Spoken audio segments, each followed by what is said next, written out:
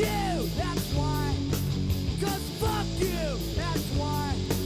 'Cause helmets suck, that's why. And copies like you swallow, that's why. Fuck Pete Wilson, that's why. Fuck Dick Floyd, that's why. How's it going, everybody? And welcome to the Liberty Bowl. Happy Friday, everybody. It is, of course, live stream Friday. If you guys are new here, this is the Liberty Bowl. We basically a couple of libertarian stoners, a couple of nobodies, just your average Joes, working class folk. And we basically every Friday we come together, we smoke a little bit of herbs, and we talk about the news, conspiracies, and basically the fall of the United States and the Western civilization in the whole world right now. As always, with me today is my co-host, Liberty Swine. How you doing today, sir? Damn fine, man. How about yourself? All right, I'm doing all right, man. I'm doing all right, sir. Just surviving this harsh Arizona winter. I mean, we've gotten down to like what the 60s. I mean, mid 60s. Like partly cloudy. Sun and stuff like that. It's been rough out here, you guys. Right. I'm actually at a higher elevation. It's pretty cold here right now, and I'm in the middle of a storm. So Right. if the power goes out or something, sorry, guys. Right. Yeah. Disclaimer. It is raining a bit outside. So again, if the power does go out, apologies. Thank you guys for watching. But anyway, we got a bit of stuff going on this week. Of course, we're going to start out today talking about the possible, or at this point, not probable impeachment of Department of Homeland Security appointee fucking Mayorkas. Alejandro, piece of shit, Mayorkas. All right. The ever slimy reptilian fucking Mayorkas, who we spoke Right. on before from the highest agency, right? This guy's been trying to usher in open borders for quite some time. Right. And he's now operating with impunity thanks to the old Biden administration trying to burn this motherfucker down. All right. We also got speaking of which, we got immigrants. Basically, they had a crazy fucking mob style attack on some NYPD officers, and of course, Alvin Bragg. He's a bit preoccupied with some more pressing matters. Like making sure that Trump gets indicted and all this and that type of stuff. But Alvin Bragg basically goes ahead and releases these illegal immigrants who are here illegally. Mind you, their original arriving here was a crime in itself, and now they are beating up the NYPD officers. And we're going to show you a video that's definitely going to make your guys' blood boil. I'm sure most of you have probably seen it already, but we're going to go ahead and be talking about that today. We're not pro police here, but this video will have you sticking up for fucking police, man. Right. I mean, yeah, but we got MTG moves to censor Elon Omar over some comments that she made. Basically, kind of showing where her alliance actually lies, right? And it's definitely not with the United States. I mean, if you guys haven't guessed already, it's definitely not with the United States. We also have Jack Smith and Fannie Willis's case. Of course, like I said, with Alvin Bragg also getting a whole bunch of flack in the media right now. Their cases are falling apart. It's literally crumbling, in their hands. But yeah, we'll get into some of the details on those separate cases. Basically, the whole show trial, Banana Republic style show trials. Like I said, they're basically crumbling. We'll get into that. We're going to be talking about what Trump may be winning. If he does end up winning this 2024 election, what does he end up winning? We'll be talking about what. Basically, we'll be talking about the kind of America that Trump is going to be inheriting, if he does win the 2024 election. We've talked about it a bit before. We're going to get into a bit more, detail with, of course, more current information and whatnot. We're also going to be talking about a bit of a light at the end of a dark tunnel, as Arizona GOP elects a MAGA-approved chair, which is both endorsed by Donald Trump and Carrie Lake themselves, right? That chair is going to be Gina Swoboda. She is, of course, going to be replacing. I already forgot the dude's fucking name. But either way, actually, you got it on last week's thing. Jeff DeWitt. She's going to be replacing Jeff DeWitt, who was, of course, the person that was trying to bribe slash blackmail slash, I guess, threaten Kerry Lake into not running for the Arizona Senate seat. We also got James O'Keefe going deep undercover, pulling some like I say, deep undercover, master of disguise type stuff, and basically getting some dirt from the Biden camp, right? So from some top officials within the Biden administration themselves, some top security officials actually, and it's everybody's talking about this right now. It's a hilarious, absolutely fucking hilarious. All right. We got a escalation in World War III as 3 U.S. soldiers are killed and dozens are injured in Jordan. And of course, the Biden administration immediately turns around and retaliates on Iraq and Syria, two completely different countries. And meanwhile, his entire administration is saying, "Oh, they're aiming at the wrong person. We need to be attacking Iran." Again, these people died in Jordan, right? Either way, they didn't die fucking in America. They don't have any reason being over there. Well, we'll get into that. As you guys know, we're very anti-war. We're very anti World War III. That doesn't sound like a good time over here. So we'll be talking about that, and then we'll be getting into the possible dystopian future, and we'll be getting into the Taylor Swift psyop, the possible dystopian AI cybernetic integration into humanity future. We getting into some deep thoughts on that shit, man. But of course, we're gonna go ahead and start off with Senator or with Department of Homeland Security appointee Mayorkas. All right, so you want to go ahead and You always got to throw in that introduction, the ever slimy. the fucking skis bag himself, Mayorkas. Well, actually, Yeah. we got an extra sleaze bag over here on the Republican side, and it's basically the person that is from the GOP side that's basically throwing their fucking selves on the grenade for Mayorkas and basically saying that they're not going to vote to impeach Mayorkas. Of course, as we know, the GOP majority is very thin margin, right? In order to really get anything done within the GOP run Congress right now, we really kind of need to have all people on board.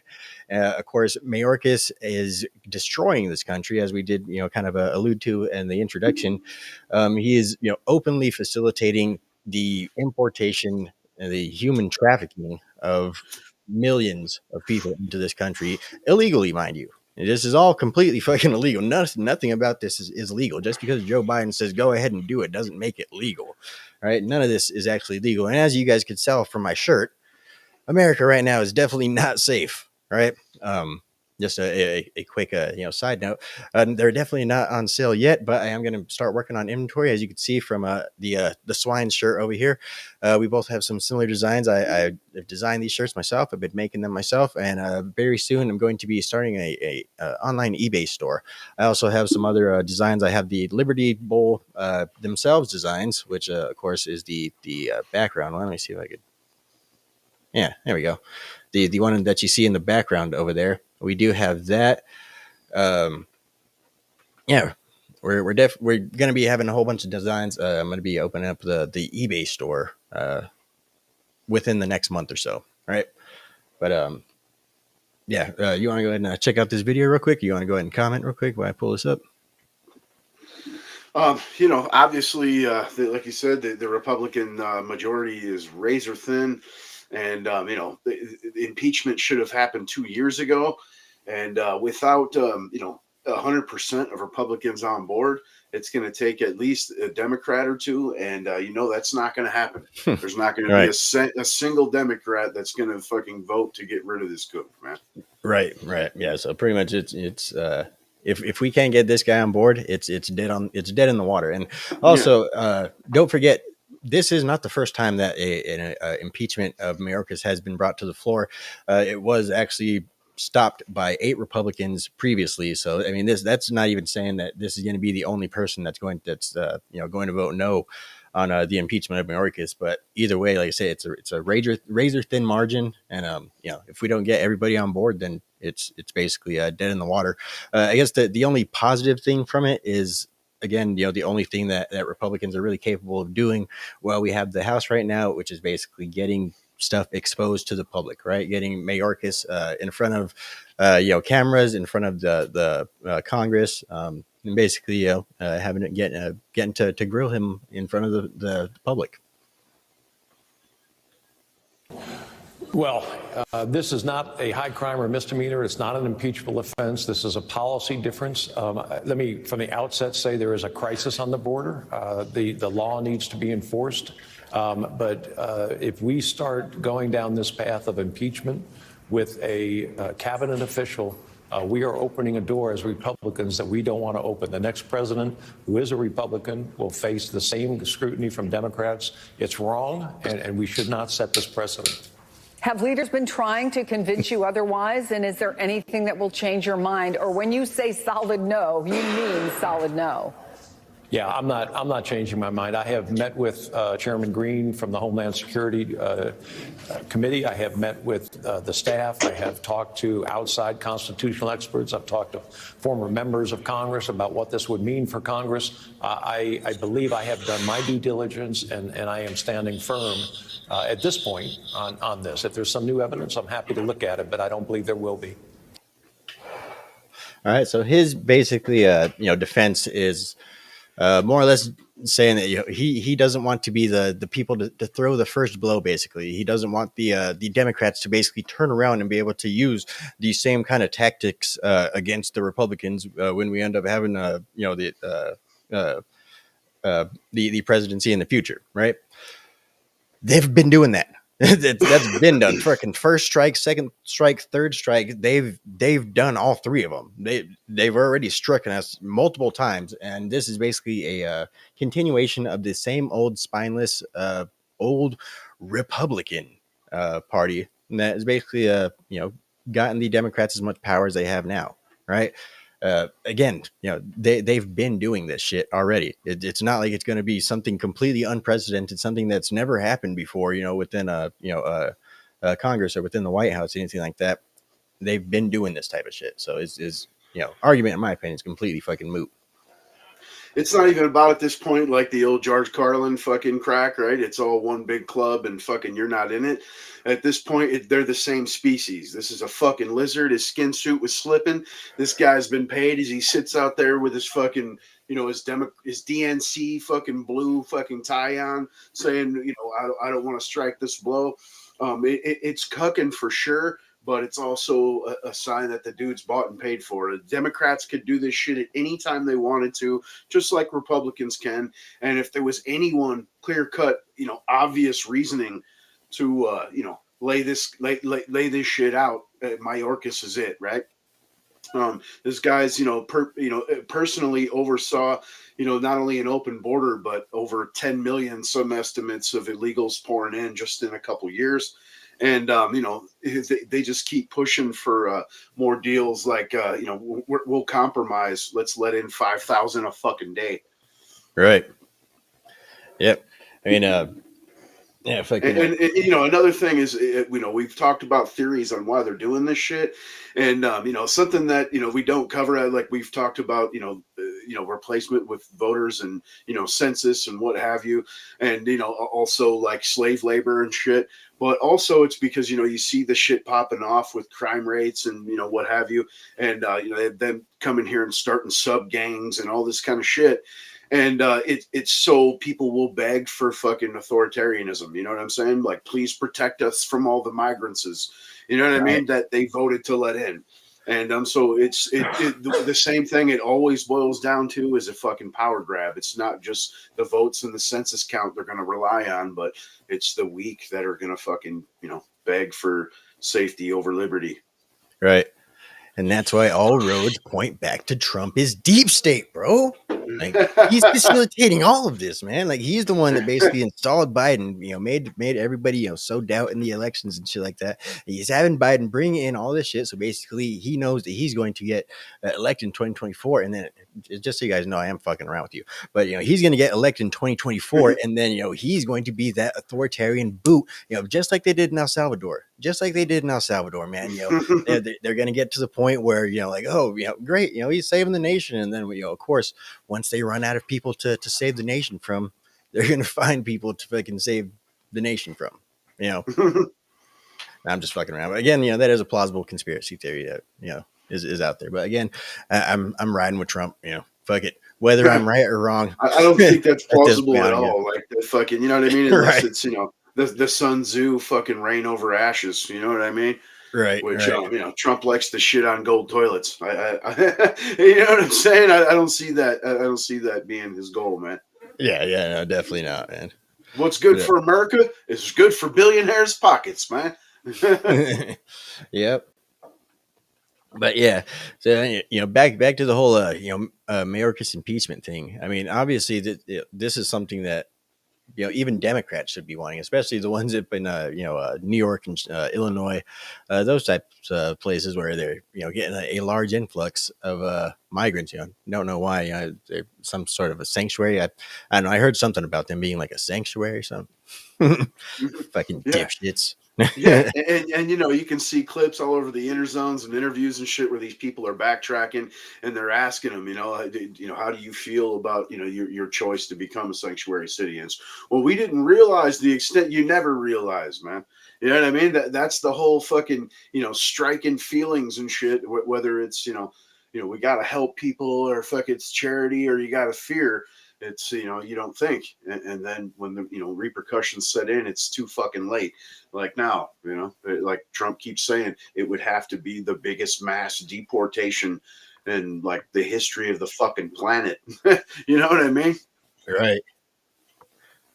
So speaking of the repercussions, I actually just as this video just happened to pop in my head as you were talking about that, and it's basically the repercussions that is basically what is giving the black vote the push it needs to basically be in support of Donald Trump in 2024. Let's check this video out real quick. No equal to live fucking here. And I've been here my whole fucking because I can yell. Because I can yell. Because I can yell. And I'm fucking angry. That's why. I hear you.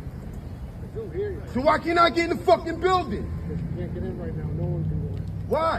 Where's the mayor at? Y'all, this fucking town's a fucking sham, yo. It's all about fucking money. It's a fucking money grab. Y'all don't give a fuck about the motherfuckers that was born and fucking raised here. Y'all raised the fucking rent so fucking high. Can't afford to live here, but y'all gonna bring some other motherfuckers here? That doesn't fucking add up. It doesn't make no fucking sense. None. None. I'm fucking homeless. I work a full-time job, 40 hours, and can't pay to live here. How the fuck are y'all gonna bring somebody else here? Don't make no fucking sense. None.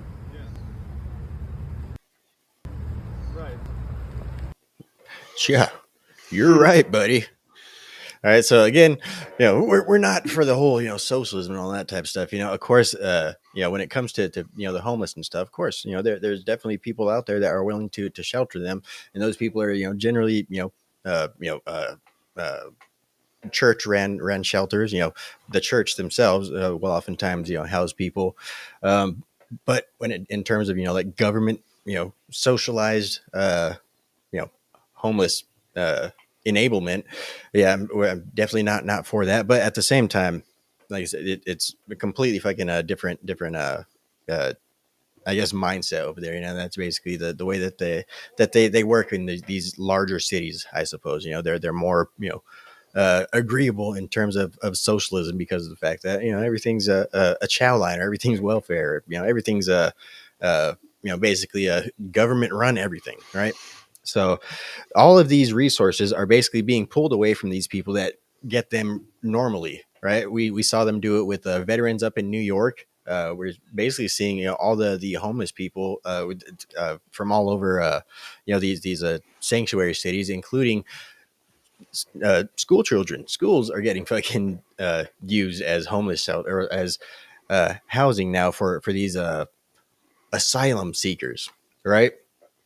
And of course, the people are starting to notice, right? These people, they don't pay attention to much anything else in terms of politics, unless it's in a rap song or something like that. But when you start taking away their fucking food stamps and their homeless and their fucking homeless shelters and shit, they notice. They start to pay attention then, right? And they're starting to realize now, right? Yeah, I mean, and the dude is right on some aspects. Obviously, like it's fucked up here. How you going to bring other people or what have you, man? But then of course, the other shit, that's asinine, right? It's kind of do for yourself, self responsibility, accountability, yada yada. You know what I mean? But this is wrong across the board. I don't give a shit if you're clearing out a vacant fucking Kmart. You know what I'm saying? Like these cats, are not supposed to be here. They're illegals. They're, what I mean? How, we keep immigrants and asylum seekers, and you know what I mean? Having a poor economic, issue in your country doesn't make you an asylee. You know what I mean? Right. And if you pass multiple countries to get here, you're not an asylee. You know what I mean? Right. It's supposed to be you go to the next, safe, haven, next safe country, which surely is not America for the vast majority of the people that are coming in. China, Africa, Venezuela. I mean, you could just keep going. And how he said, well, it's a money grab. I mean, I don't necessarily know who it's a money grab for. I mean, the local businesses and whoever provides fucking materials, because this is costing billions of dollars per fucking state. I mean, even the ones that are even the most remotely touched by this aspect is still in the hundreds of millions. You know what I mean? Yep. And they're sending out these little things trying to, placate the masses like, it's tax time. And who else is waiting to pay taxes? Fucking immigrants. They contribute, this many millions. And then when you go to the Fair Tax Foundation and look at the maps, and it'll show you how much tax revenue supposedly comes in. And it's always far outweighed by the debt. You know what I mean? And it's not just like food stamps or anything like, I mean, that is part of it, but then it's also, the housing issue, the fucking, the medical care. And I mean, these people are qualifying for programs that the vast majority of us wouldn't. Like if you have any kind of employment over minimum wage, in most cases, you can't get any kind of help if you needed it or some shit, right? I mean, regardless if you support that, idea or not, the point still remains, and these people are qualifying for WIC and, medical care and, the housing. Obviously, we've seen like all the way in New England, they're building like luxury apartments for these people, at least for a minimum of 2 years, where it's completely paid for by the state. I mean, this is just destroying the economy in ways that most people don't think. And that's the whole, functioning on feelings over logic. Well, we have to help people. We have our own people to help. Right. Yeah. We have our own people to help that basically, their relatives, their friends, their neighbors, and maybe too, it's some of them, even them themselves, that have worked before they became homeless and stuff like that, have paid into these systems that are basically funding all of these programs and stuff. And the whole thing to them, they come and they're contributing to the economy. Like, look at them. Look, each person that comes here spends like at least $5,000 as soon as they get here. It's, it's amazing. It's doing great for the economy. Motherfucker, you them those $5,000. You gave each one. Those are fucking tax funded $5,000 each, you motherfucker. And that money's going to Amazon. They give them Amazon gift cards, so that money's going to Jeff fucking Bezos, man. You know what I'm saying? Yep. So the one thing I did kind of notice about that video that again kind of scares me about fucking big cities in general is if this dude is real, I don't even know, this dude could just be a fucking right. You've seen the cameras, like, I mean, it was obvious he was putting on at least somewhat of a show, man. Right.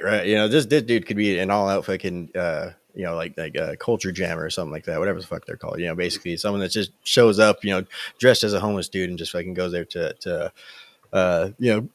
make a statement or whatever. Plus, if you got a 40-hour week job, how the fuck you're homeless, man? And if you're homeless with a 40-hour week job, you're not paying rent or a mortgage payment, you sure as fuck could afford a plane ticket or a bus ticket the fuck out of there, man. You know what I mean? And there's nobody. That's what I was going to say. And there's nobody that doesn't have a phone these days, including these illegals, that he can get right on there and find a job in another state before he even leaves. You know what I mean? It's that simple these days. I mean, this is a technologically advanced country. I mean, just about everything's digital at this point. It is possible to to move on to better yourself.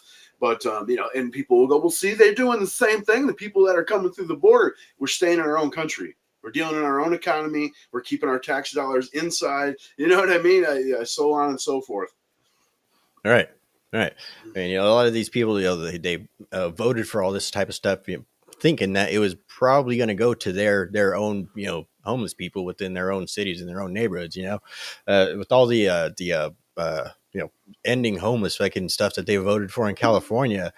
I have no idea why the people aren't as pissed off as they should be over there. These people literally have every type of fucking, free housing, and well, we'll build fucking box homes for the homeless and all this and that. They have every type of opportunity available to the homeless people out there, but their homeless problem just keeps on growing for whatever reason. It's tents and shit on the sidewalk, right, man. Right. It's almost like handouts don't work. It's almost like maybe some of these people need a hard fucking smack of reality. I don't know. Who knows? Kind of like when you go to a state park and it says don't feed the animals. They're not telling you that because they don't want you to care about the animals. They're telling you that because they're going to become reliant on fucking handouts. You know what I mean? Right. And we're animals just like they are. Yeah. Yeah. Speaking of animals, let's talk about some of these animals. Some of these animals that are basically future scientists and fucking engineers. Right. Future doctors and lawyers and all this and that. I actually have a few different the ones strength about that. of Western societies. Right. Let's see. DEI will get you to DIE.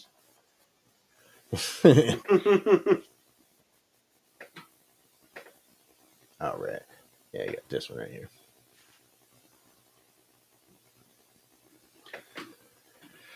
All righty. So, as we talked about in the intro, some of these illegal migrants have been over here in New York City, basically beating up on the police. We got the video here. I believe I got the full video with the actual clip of the beat down, and also these young motherfuckers right here. So, of course, all these people are immigrants, and they are, obviously here from Biden's open They're border. Illegals, man. They're not immigrants. They're illegal fucking aliens, bro. Right.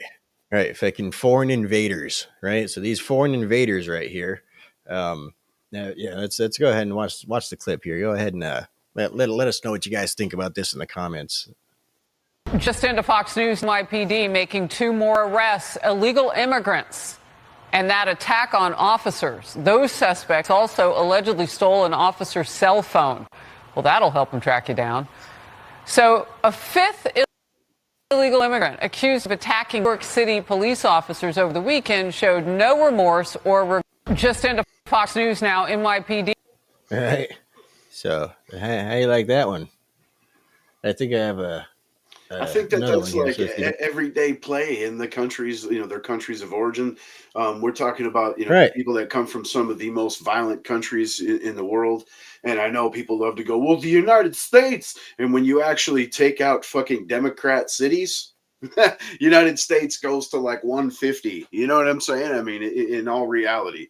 And, and of course you can smack some stats, some, FBI quoted stats on there, but you'll be using statistics to further white supremacy. Can't have that. Right. Let's see. The president of the NYC Police Benevolent Association slams the Democrat laws that released the migrants who were arrested after the NYPD officers, after the attack on the NYPD officers. Why aren't they in jail right now? I don't actually think I actually heard this one all the way through. It's only a 15-second clip, but let's go ahead and check this out.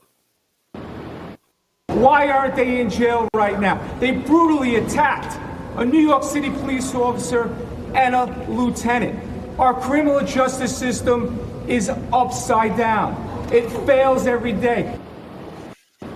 Right. So obviously the first part, like, whoop-de fucking do, like, oh, it's and a lieutenant. I don't give a fuck off. But either way, the second part, that our justice system is completely fucked. Of course I'm paraphrasing, but yeah, I definitely agree with that.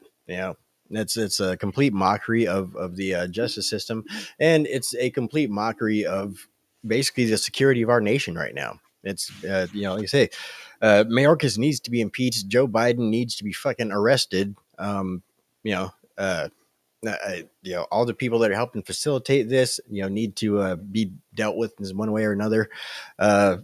This is a complete catastrophe, and we'll be talking about what Trump's going to be inheriting, and we're talking about the mass deportation that's going to be taking place in a little bit in a little while, but that's definitely something that needs to happen. This is a massive national security crisis, not to mention the entire humanitarian crisis that has been basically created by the Biden administration and their refusal to do anything to secure the border. Yeah, they've completely tied everything to fucking defending Ukraine's border. And how Biden keeps saying that he's passed along a bill, for Congress to check out. That's exactly what it centers on, is if we're not fucking securing Ukraine's border, we're not even going to make a show attempt at securing ours. And still, even in the proposal, the vast majority of their shit is to increase employment for processing, not actually preventing fucking entry. Right. Yeah, they need more funding for more bread and peanut butter and jelly down there at the border to make sure that we can feed all these migrants. We might need a couple more, border agents to go down there and make sure that they can slap a couple of those together whenever we're feeling a bit short-handed. Yeah, and again, people don't understand. Dude. They keep thinking that well, you're racist against Mexicans. These are people that are coming from all over the planet, and again, some of the most violent fucking societies. I mean, you think about Africans coming over; those fools grow up, kids, 11-year-olds running around with AKs that'll shoot you in the face and shit. You know what I mean? Yep. They've fucking been doing that shit since they were kids.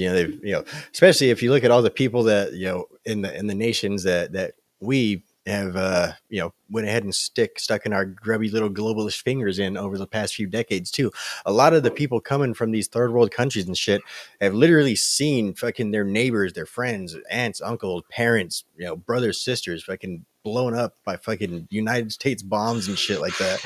They've seen war torn, civil war torn countries. They've seen violent takeovers of governments and shit like that because of the fact that they lived through all that shit, and it was all, for the most part, had something to do with the United States of America, right? And so now basically we're just allowing all these people to just come over without any sort of restriction or any sort of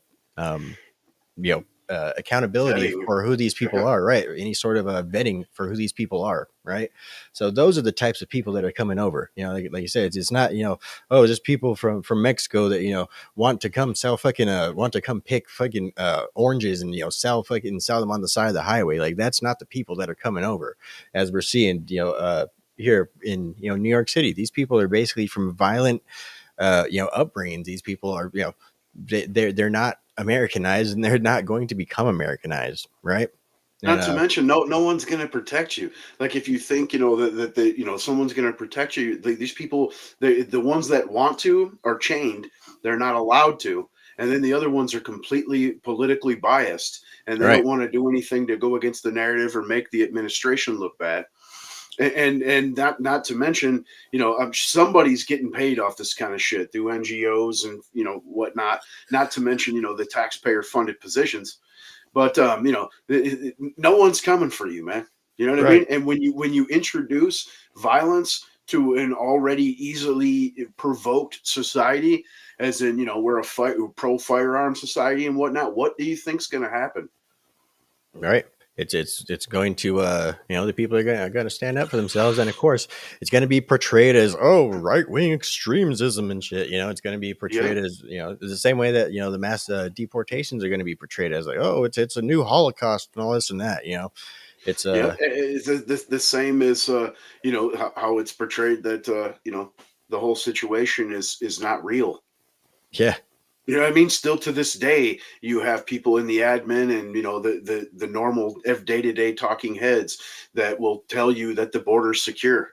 Right. And at the same time, obviously, I'm sure we both get into plenty of arguments with people on X that will tell you, like, there's no problem down at the border. Like, it's being exaggerated by the media and all this and that shit. Meanwhile, they live up in, like, I don't know, like fucking, Ohio or some shit like that, fucking. Meanwhile, I'm like, yeah, I live about an hour away from the United States Mexico border, so I think I'd be able to recognize more, whether or not there's actually some shit going on down there, and yeah, there's definitely some shenanigans going on down there.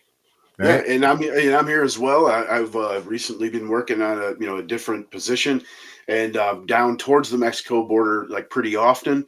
And there was about a week span where the border check was completely wide open. It like wasn't even manned. No dogs out there. No officers. It was just wide open. Drive on through. Right.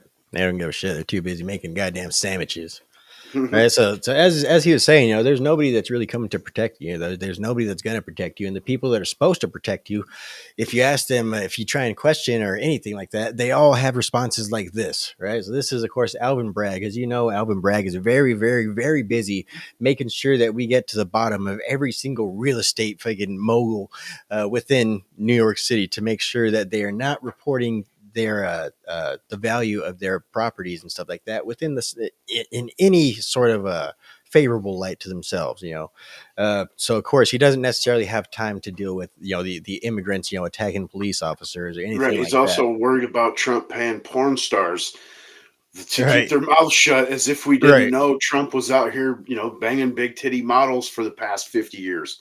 right. When you're a star, you could do that. Right. They let you Right. grab them by the vaginas, man. They just let you do it, man. It's crazy. But anyway, here's Alvin Bragg when basically reporters are trying to question why he basically just catch and released these illegal immigrants that attacked a bunch of police officers. Why were they released? Why were those first ones released?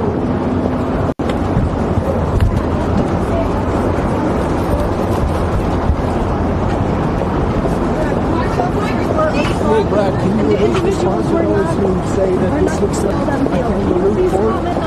Give us one statement, one comment. Mr. Bragg, do you regret it? Do you regret letting these migrants free, sir? Can you give us one comment, sir? Why? Sir, you're on behalf of the people. Can you just comment on the situation?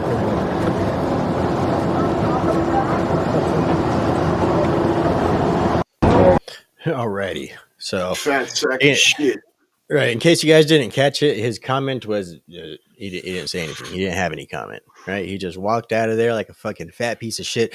Like he's making a beeline for the buffet or something. But he's actually just headed to the back of his vehicle so that way he can Yeah, get and up that out of here.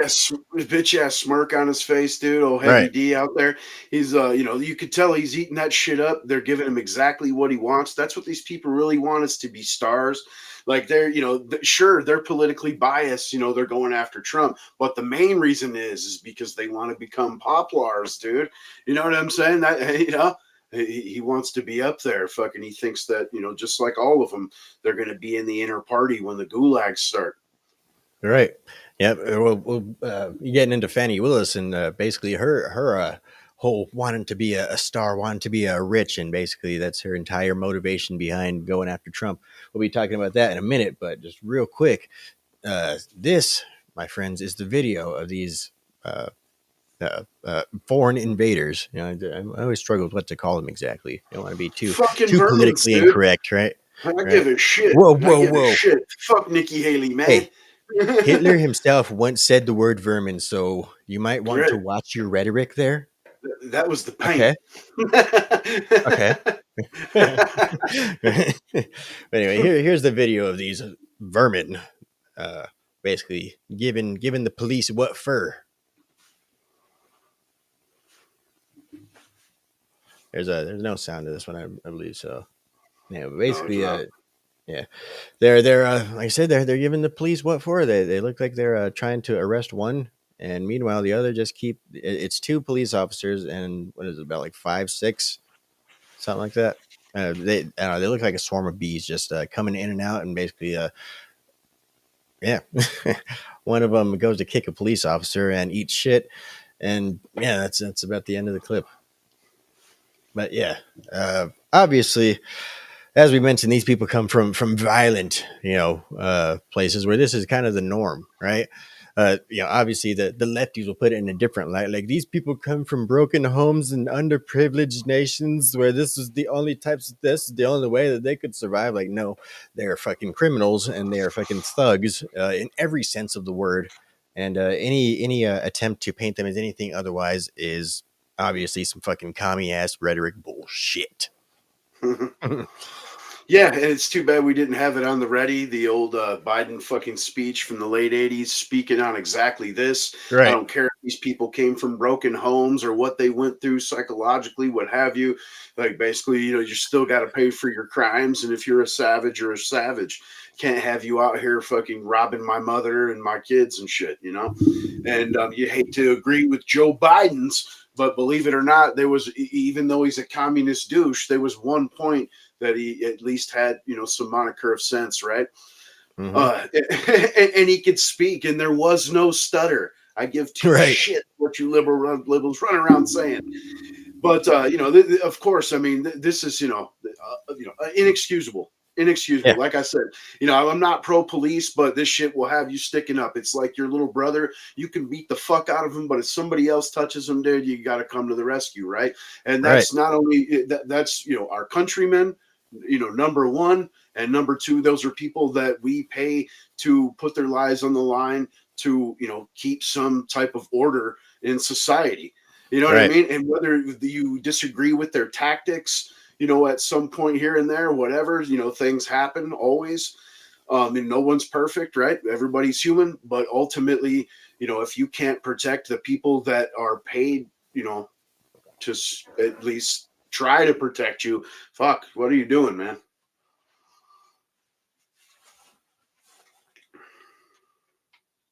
Am I frozen or you?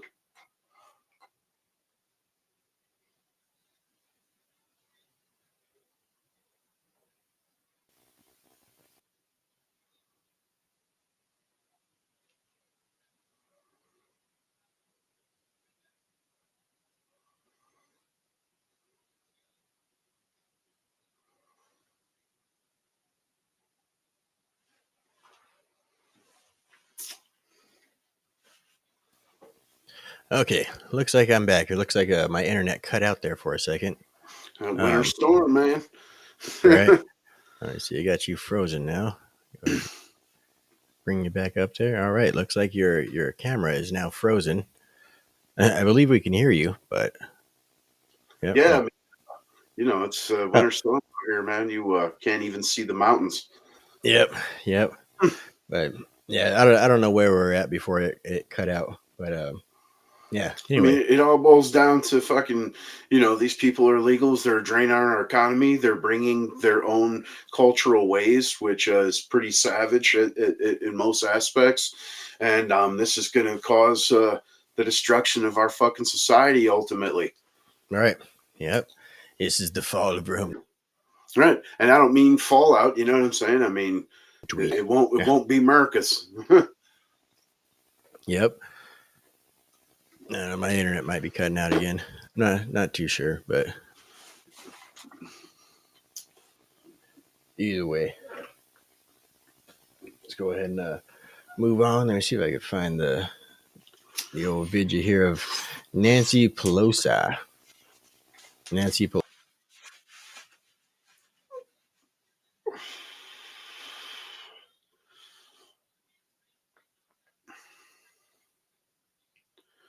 It's big bads, Republicans, racisms. That's we know who the real racists are. If we got to go back and past all the way to the fucking founding of the fucking Klan to current day with, pushing segregation and DEI, bro. Lost connection again, man. Right. I don't know if they could hear me or what. I could see myself on the juice tube. So, you know what I mean? I don't know. Yeah. I don't know. It might have kept streaming through yours, but yeah, mine keeps cutting in and out. But let me see if we can get to this whole go back to China video. But anyways, Nancy Pelosi earlier within the week, she basically the anti Gaza anti-Palestine Israel war people. Basically, they've been protesting Nancy Pelosi quite a bit, and Nancy Pelosi has come to the conclusion that they are none other than paid Russian operatives now. Right. So now the pro-Palestine movement, it's actually funded by Russia, and she has basically asked the FBI to go ahead and look into who is funding these people that are questioning her warmongering ways. Right. We got to make that connection real quick, though. Let's not forget that Nikki Haley was just running around about a month ago saying the same shit, saying, it's Putin's, or actually what it was, November, she was saying it, that, it was Putin's birthday, the day that the fucking Hamas invaded. You know what I mean? They did it for Putin's. Right. Clearly, that must be what happened, man. That's Right. definitely what it is. It's So all Hitler's piece. Right. So apparently now they're also connected to China. Right. So apparently now they're getting paid by China as well. And again, don't get me wrong. I mean, it could be fucking plausible because again, these are lefty protesters, right? I mean, of course, we oppose the war in general. We oppose funding of all these foreign wars in general. But these people, they're specific in what they oppose. They're very, very pro funding of Ukraine, but at the same time, they're very anti funding of Israel. Right. So they're like I say, they're idiot lefties. All right. But let's go ahead and check this video out. Well, Nancy Pelosi telling these lefties to go back to China, where you can't really hear what she actually says, but for the most part, she sounds like she says, go back to China where your pay, where your employers are from, or what the fuck ever. Check out the video.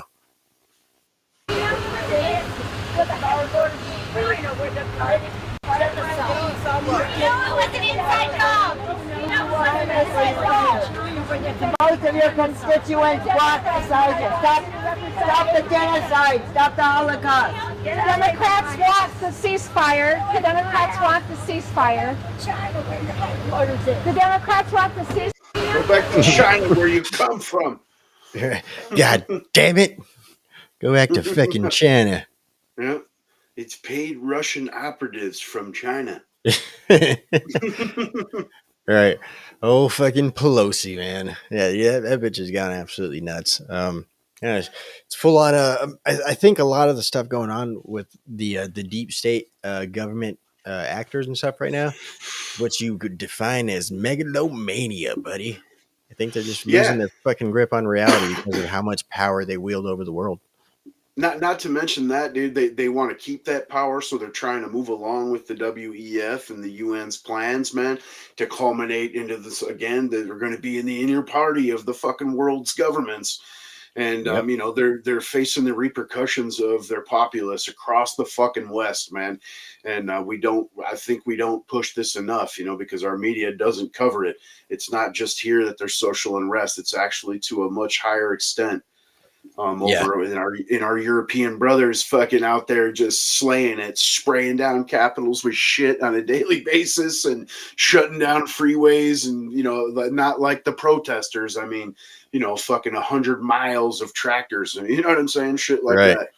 Right. I mean, here things are just starting to heat up. Here things are just starting to boil up on both sides. Over there, a lot of the stuff is already kind of the dam is already broken. We're seeing protests all over Europe. Basically, a lot of these anti-globalist, populist movements and stuff are popping up all over the world right now. They don't want you to know about it because they want you to feel alone. They want you to feel like you have nobody else that's on your side. They want you to feel like you're crazy, demoralized, and right. They want you to feel like you're a crazed conspiracy theorist, and you're buying into all the ridiculousness, and your brain's broken and stuff, and they want you to be completely demoralized and feel completely alone, and like nobody else sees what you're able to see, right? But the truth is, everybody sees it. Right. Except for some of their voters. There's the vast majority of Democrat voters go along with whatever they say. They scream about MAGA cults and shit and act morally superior while they just regurgitate the most ludicrous shit. You see it on a daily across the inner zones. It's not even just, it used to be kind of sequestered to the fucking Twitter sphere. And now it's absolutely fucking everywhere, man. In the YouTube comments, on Instagram. I mean, wherever you're at, it's nothing but just cockamamie shit. You know what I mean? The Trump's going to reinstate firing squads. This is going to be the last elections. It's just, you're like, wow, man. Right. Holy shit. Yeah, I actually forgot to talk about Ilhan Omar, right? So speaking of the lefty Democrats, on these anti-American movements. Let me see if I can find the video. I think I got it pulled up somewhere right here. Yeah, it's basically Ilhan Omar, and she's giving some whole speech. Ilhan Omar, an American congresswoman, tells Somalians that she is Somalian first, Muslim second, and no, America wasn't even mentioned, right? And she says that her primary job in Congress is to protect. Let me I got a pull ton of this those up over clips, here. man. There's another one where she's literally saying that her job in Congress is to build up Somalia because she one day hopes to fucking move back there. You're right. Like if you go to the Libs of TikTok page. Man, we don't need that gibberish gobbledygook going on in the background. Right. They got the subtitles right here. But you go to the Libs of TikTok page and Haya is just lighting her up, dude. There's just a grip of clips. Yeah. Yeah. Yeah, I'd have to check it out. Obviously, my internet's not running the best right now, so I don't want to explore too much on here. I don't even know how much, if it's so much my internet is, if it's my computer, but either way, yeah, Ilhan Omar, obviously not very pro-American at all, considering the fact that America basically rescued her and brought her over here and gave her everything that she needs. Basically, the same type of stuff that we're doing with all these current illegal immigrants was all done for Ilhan Omar, right? And she even rose all the way up to the ranks of working within the United States government. Yeah, she's never had to work a fucking day in her life, lives with fucking opulence, right, and completely on your dollar from day one of her entry into this country. Right. And so, I mean, we've had people ask before on the show, like, oh, well, can't you just get them to, assimilate to America, teach them, the values of freedom and stuff like that? No, you can't. Right. Obviously, you can't, and this is a prime example of it. So, of course, Marjorie Taylor Greene is basically moving to have her censored, right? So Marjorie Taylor Greene says, terrorist sympathizer Ilhan Omar, in her own words, Somalia first, Muslim second. She never mentions America. She flaunts using her position as congresswoman to protect Somalia's borders, while our border is invaded by millions of illegals who are a danger to America. These people hate America, and they are so emboldened by the Democrats' disdain for our country, they're not even trying to hide it anymore. Get out and vote in 2024. Bring your family, bring your friends, bring every like-minded patriot to the polls. We, the people, have a country to save. Right. So, of course, they are also making moves to go ahead and have her basically censored within the Congress. Yeah, I agree with you. I don't think she should have ever been elected in the first place. Right. But I do, at the same time, understand that, whether obviously it was orchestrated, all these Somali immigrants were moved to this one individual region, basically as a early example of, demographic destiny, aka replacement theory. And AKA fucking the UN charter, fucking the plan for right, fucking, population fucking replacement. Basically, AKA what they're doing on a mass scale all over the world right now, right? So basically, within the representative republic that we live in, people within a district or within an area get to pick their representatives, right? So if you get an entire district and fill it up with mostly people that immigrated here from Somalia, well, who are they most likely to pick to represent them within Congress? A fucking Somali fucking immigrant, right? And unfortunately, that is allowed, right? So personally, I don't think obviously my personal opinion, I don't think first generation immigrants should be allowed to work within, within Public decision office, making yeah. within our government. Right. Hold any sort of high level of public office at all, in my opinion. But I mean, that's me. Like I said, some people might say it's bigoted. It's whatever, but ultimately, I'm an America First nationalist, and quite frankly, if you're not at least born and indoctrinated within the um, social order, within the way that America runs, within the philosophy of American patriotism, then I don't think that you should be able to fucking make decisions for the direction of the country. Yeah, I think if your thought process, your personal beliefs, religion, what have you, is antithetical to the American way of life, you shouldn't be anywhere near fucking public office. Unfortunately, the public that elect these people, for the most part, are complete empty-headed morons that just vote party line or again with feelings. And on a direct representation scale, yeah, I understand why she's there, but that district shouldn't even be like that for for that to take place, right? Right. On what planet would that be copacetic to take, like, a homogenous area, like a small close-knit area that's basically been populated by a specific group for centuries, and then all of a sudden you just move thousands of people that have the complete opposite fucking set of morals and beliefs, dude. Like, I mean, again, the question stands: what the fuck do you think is going to happen? You know what I mean? And it's not a matter of being bigoted or anything like that. It's just cultural clashes, man. The pilgrims, man. But the pilgrims, bro. Right. Right. And even that, it's a little brag for myself, right? My family, several members have did that fucking 23andMe shit, and my shit's back, lineage to the fucking Mayflower, man. You know what I mean? So my family's been here for centuries, dude. This is fucking Bill the Butcher territory, son. It's as native as it gets. You know what I mean? And same thing, America First. It's not about race. I'm okay with immigration to an extent. I believe in the reversion to the 70s, basically, brain drain. You know what I mean? You don't bring fucking the lowest caste of a society to another, a complex society like our own, where we not only have our own issues to deal with, but you have a whole class of people that can't seem to fucking, not shit in the street and, build tents under fucking underpasses as is. Right. Yep. We'll see what ends up coming within the next, within this next presidential term.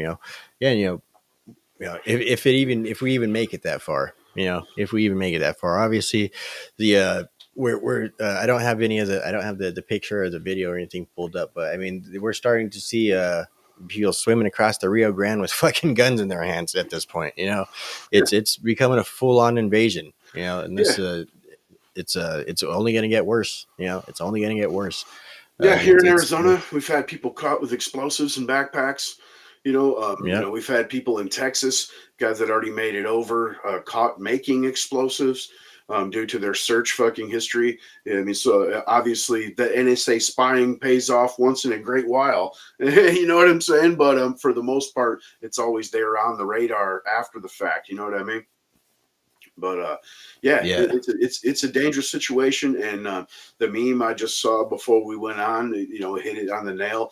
It was Biden with the old wiping the sweat off the brow, and it's the buttons, and it's like fucking war in Ukraine, war in Iraq, war in Texas, war in Syria. You know what I mean? War in Iraq. Like, it's just it's a domino effect, man.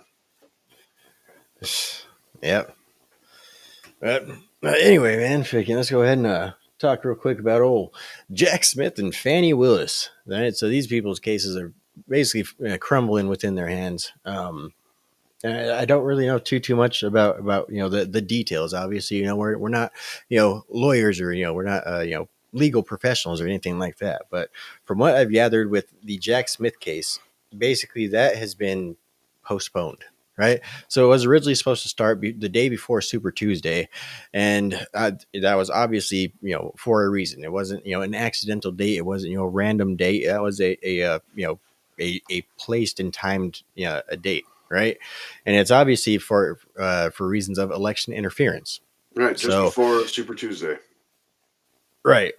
And so basically that has been postponed, right? So basically the appeals court, from what I understand, has like I said, basically put it off, right? So it was, again, I just kind of circling back around, but yeah, it was supposed to be, the day before Super Tuesday. Now it is no longer on the docket, postponed until further notice, right? So basically that whole thing is fucking dead in the water. More than likely, further notice is going to be after November, which of course November is that magical date where we have our election, hopefully. Right. Yeah, I see it happening. I think it's going to happen. You know what I mean? Like, the story we'll touch on later. I mean, we've basically had corroboration with insiders that, that it's going to be Joe Biden's going to be the guy, and it's going to happen. You know what I mean? Unless something obviously pops off, like this guy actually starts fucking civil war. But yeah, I see it happen. I just see it being so fucked up that a Trump term is, the vast majority of it's going to be left trying to fix shit rather than actually moving forward. Right. But I mean, we'll see. And I mean, it's possible, I guess. But I don't know. What's going on with Fannie Willis? I don't really know too much about that one. As far as I know, she basically had an affair with the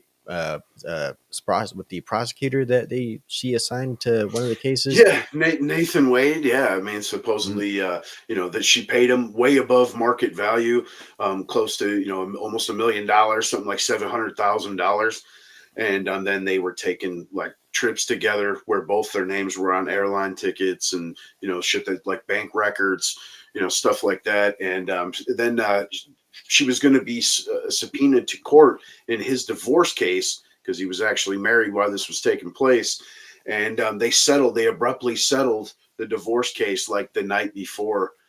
She would have had to have gone in and, gave a deposition in front of a judge. So, and then today, and then she came out and admitted that, yes, this relationship happened, but she's trying to dodge the fact that it's a conflict of interest. You know what I mean? So yeah, it's a fucking a deep web, man. And then it's all the cases are fucked up. Like the Jack Smith shit, like you were saying, supposedly I've heard different stories that it's postponed indefinitely. What up? I'll be back. I gotta go check on my kid, but real quick, I'm gonna go ahead and throw on this video in the background. And it is basically James O'Keefe going deep undercover. Right. Basically James O'Keefe going deep undercover. Again, I'll be right back. I'm just going to go ahead and have this playing in the background though. I work for the White House. So you're pretty high up in the government. Yeah, I'm fairly high up. I'm good at keeping secrets, and so I manage 2 federal agencies, the State Department and USAID. So when you say it's like security, like you're protecting the networks of the federal agencies that you give all your information to. The mission is to protect information. And we are like the president's voice when we go into meetings in terms of discussing and promoting the president's priorities. Is he going to be the nominee? Yes. And she will be the vice president nominee. Yeah. There was a debate about removing her from the ticket, but sadly they didn't. She can't keep black staff. They quit on her in mass. But with him, I know. He's got dementia. He's definitely slowing down. But they know that he has those issues. I think so. But they're not willing to say it. They're not willing to say it publicly. And same thing with Kamala Harris. She's not popular, but you can't remove the first black lady to be vice president from the goddamn presidential ticket. Like, what kind of message are you going to send to, like, the African-American voter? How would you spin that? People would be like, what the fuck? Like she's a woman and she's multiracial. I think that they're really concerned about this. But they won't say it. Well, I guess if they say it publicly, that Biden is They can't say it publicly. No, they got to Do they toe say the it line. privately? When they play each other. But they won't say it publicly. Correct. That They Biden can't say it publicly. No. They can't say it publicly. No, they got to Do toe they the say it line. privately? When they play each other. I mean, I'm just telling you what I've heard. Like, you're just telling me the truth. Does it make sense? No, but that's what I've heard. I'm- I've had a meeting with Michelle Obama at one point when I was an intern, and someone asked her, "Will you ever run for office?" And she said no, emphatically. No. Really? I've seen all the shit my husband has had to go through, and that does not interest me. People would be like, "Well, I don't think we should have to get the vaccine." And I'm like, it's like, you're not going to get the vaccine, and then you're going to go expose my family in the hospital to your vaccinated COVID. Like, fuck you. So you work in cybersecurity for the White House, and my question is, what are you doing on a meeting with James O'Keefe? What type of cybersecurity operation are you guys running over there? We're running a good cybersecurity operation. Well, obviously not.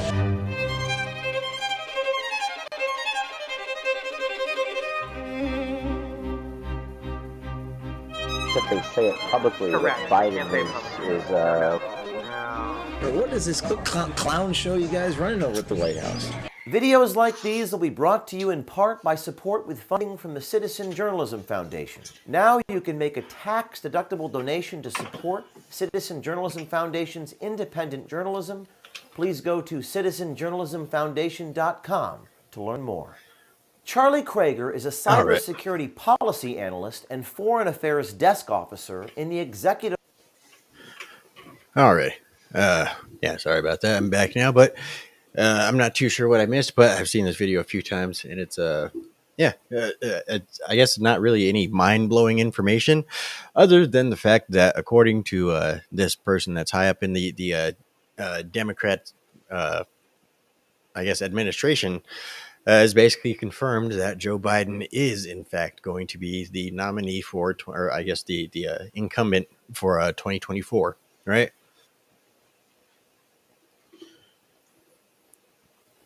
Now, how far do we get in there? Now, what's your thoughts on that? Yeah, man, it's that's he corroborated it and said that they wanted to get rid of Kamala's, dude. You know what I mean? But, yeah, they couldn't do it. Right. Oh, cackles. office of the White House. He manages 2 federal agencies and for the last 4 years worked at the State Department. He works on the president's priorities, executive orders, is a high-up official, and cybersecurity subject matter expert. I met with him undercover on Sunday, January the 21st with my hair dyed, wearing fake eyeglasses. Not only did he not recognize me, he sang like a bird. His social media, which was scrubbed after my initial meeting with him, says he likes long walks on the beach and diplomatic negotiations. Are you familiar with the Kennedy School at all? Harvard? What about it? Yes, I'm in the executive education program there at the Kennedy School. Really? Yeah. So I got a job at State Department. The State Department? I essentially started at Georgetown, and I applied at State. And I went to Georgetown for my master's, where I studied when I joined the Security Studies program in the School of Foreign Service. So when I was there, I focused on like cybersecurity and technically cyber intelligence. So like the espionage and the spy game that cyber intelligence. You really are James, you. I know. My grandmother likes to be like, he's a spy. And my parents are like, you can't say that. Don't tell people. Don't say that. Don't say that you're a spy. That makes you like a target. I mean, yeah. Yeah. But yeah. I mean, but no, I'm not a spy. I work for the White House. So I do oversight and management, and so my job is to help oversee like responses to cyber incidents and cybersecurity problems. And so I manage 2 federal agencies, the State Department and USAID. So I have recurring meetings with them where we talk about goals and we talk about the president's priorities and like how are they coming on certain executive order deliverables and like all of this kind of stuff. Charlie says he's responsible for protecting the networks of the federal agencies. So when you say it's like security, like you're protecting the networks of the federal agencies. You give all your information to That through commerce or everyone. Yeah. So you're commerce. protecting the networks. Yes, but I'm not like sitting there. And so the best part of this whole thing is, of course, James O'Keefe in full disguise there. A little bit of hair dye, throw on a pair of glasses, completely different person, right? Absolutely Clark Kented it, and went in there and got the scoop. Hopefully it's just the news scoop, not the other scoops. But yeah, if they can, again, I'm not too sure, how much consequence all this stuff has. Again, they could still switch out Joe Biden at the last minute. I'm sure there's probably not too many people that are walking around the White House right now talking about like, how are we going to get rid of this, old man in public? I'm sure that, the people that are actually talking about how are we going to get rid of this old man, they're talking about it behind the scenes. I mean, this guy is behind the scenes, but at the same time, I still think there's a good possibility that old Bidens is probably still not gonna be the person running. And even if he is, there's no way that motherfucker could win.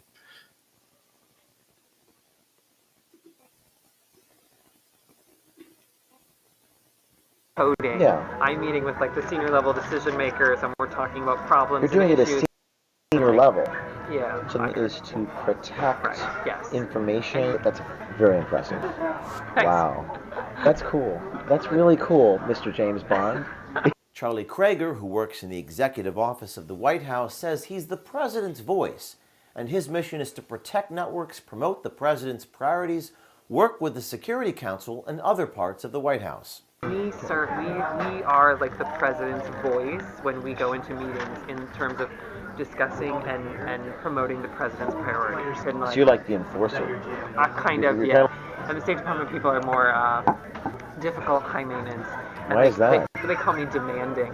Why are they more high maintenance than the State Department? Because the State Department has a big ego. So tell me about you. So you went to Rutgers. Yeah, I went to Rutgers. And what did you major in? Well, I majored in journalism, and I designed brochures and pamphlets. I was very, very good at it. I'm probably one of the best there is. And I'm also very good at sales. Why do you think you're one of the best there is? 20 years of experience. Oh, okay. But what I do is not as interesting as what you do. That's okay. What you do is a movie, I guess, or something.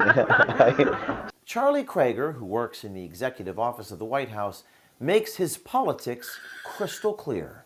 And I had several dates where people would be like, well, I don't think we should have to get the vaccine. And I'm like, fuck you. It's you're not going to get the vaccine, and then you're going to go expose my family in the hospital to your vaccinated COVID. Fuck you. Charlie Krager, who works in the executive office of the White House, got to talking about President COVID. Joe Biden. I told him I love everything that Joe Biden does, but asked Charlie about Biden's mental fitness. I love everything that Biden is doing. I love his policies. It just seems, just witnessing it just looks, it's a bad look. I mean, he can't, struggles to talk. Yes. Yes, he's no Barack Obama. Is he going to be the nominee? Yes. And she will be the vice president nominee. Yeah, I don't... There was a debate about removing her from the ticket, but sadly they didn't. I agree with everything Biden is doing. It's just his cognitive ability. I have a grandfather who's 91, and Joe Biden is worse than my grandfather who has dementia. Yeah. He's sort of walking like this, and he's sort of and I think the voters are going to look at that, and it's going to hurt us. I think that independents are going to look at that, and they're going to be like, I can't deal with that. But with him, I know. He's got dementia.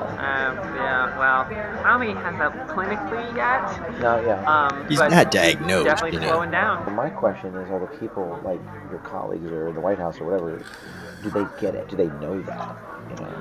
I think that they probably do, but no one in modern history has ever said, we're not going to renominate the president for a second term. That just hasn't happened. So they know that he has those issues. I think so. But they're not willing to say it. Shows it.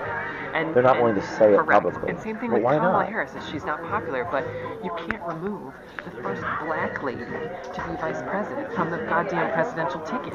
What kind of message are you going to send to African American voters? So that's the reason why they won't remove it. That's what I think. How would you spin that? People would be like, what the f?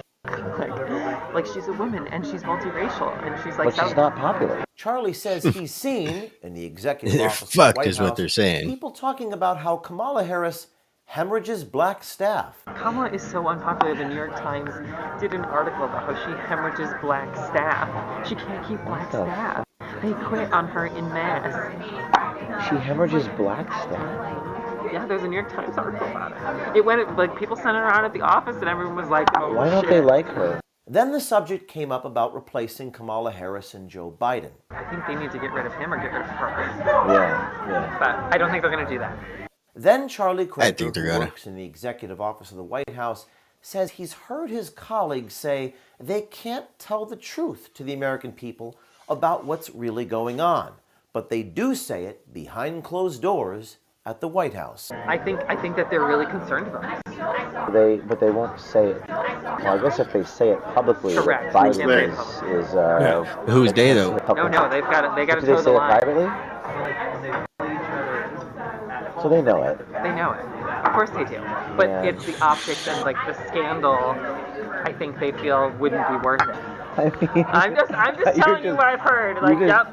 You're just telling me the truth. Does it make sense? No, but that's what I've heard. Charlie Kramer says he's just telling us what he's heard in the executive office of the White House. I've had a meeting with Michelle Obama at one point when I was an intern, and someone asked her, will you ever run for office? And she said no, emphatically. Really? She said, I will never run for office. It does not interest me. I've seen how, like, she said it a lot more eloquently, of course, than I'm going to say it, but she was like, I've seen all the shit my husband has had to go through, and that does not interest me. Right. I asked Charlie Kramer, That's another in the executive confirmation, I office guess, of is the White House, that how Michelle is it that Obama a is not security running. official in the White House doesn't know he's on a meeting with James O'Keefe and would divulge such secret information to James O'Keefe. So you work in cybersecurity for the White House, and my question is, what are you doing on a meeting? Pulls off the glasses. How do you think it looks to the American people that working in the Office of Cybersecurity, you're sitting across the table with James O'Keefe, founder of Project Veritas? Oh, I've heard of it. Yeah, we do undercover investigations into people. What does it look like to the American people that the cybersecurity specialist at the White House is sitting across from the founder of Project Veritas? What type of cybersecurity operation are you guys running over there? We're running a good cybersecurity operation. Well, obviously not, because you're meeting with me.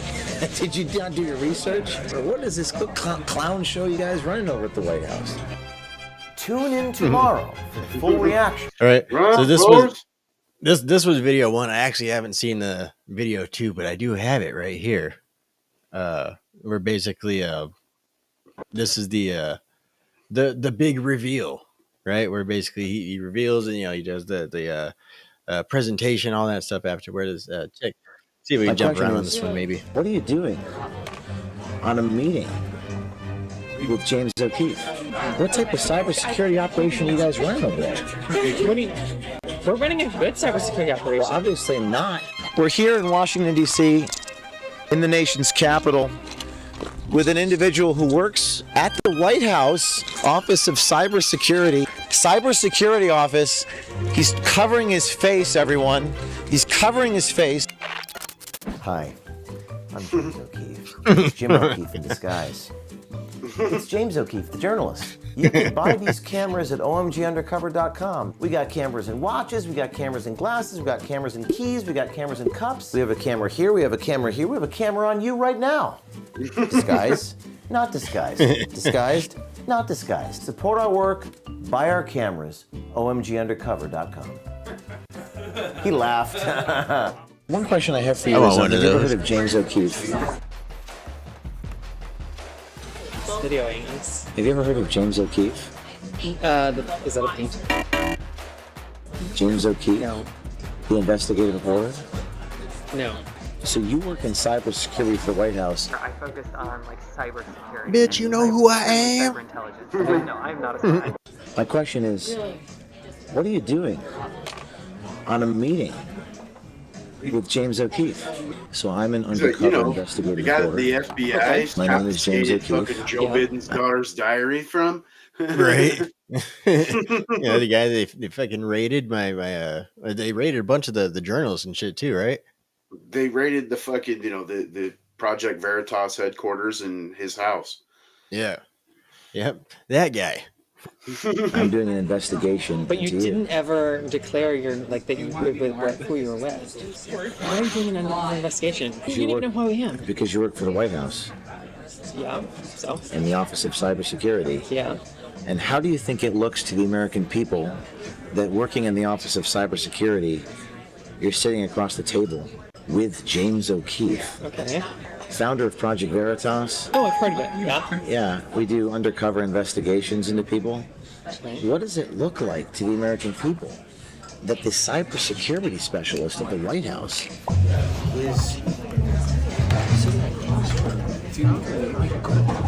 is sitting across from the founder of Project Veritas? What type of cybersecurity operation are you guys running over there? We're running a good cybersecurity operation. Obviously not, because you're meeting with me. Did you not do your research? I mean, I didn't have your last name. I just had James, and that was your name. I literally posted my photo on Tinder. How did you not recognize this? I mean, you work in security. You're responsible for protecting the networks of the security infrastructure, as you said. So when you say it's like security, like you're protecting the networks of the federal agencies You're that you give all your information to. that through commerce or Everyone, yeah. So you're commerce. protecting the networks. Yes. Yeah. And you're literally meeting with the guy who literally is undercover. What is this clown show you guys running over at the White House? It's not a clown show. We're doing really great work on behalf of the American people. If this is the cybersecurity that you guys are running, how can I the wonder if American he actually believes trust it. that you're gonna- I guess he does. He actually believes that they're doing really great things for the That's American what I'm people. saying, dude. That's yes, you see it every day across the interzones, dude. The parrots, Right. Fucking, Right. Bidenomics is doing great. You're fucking goddamn Russian.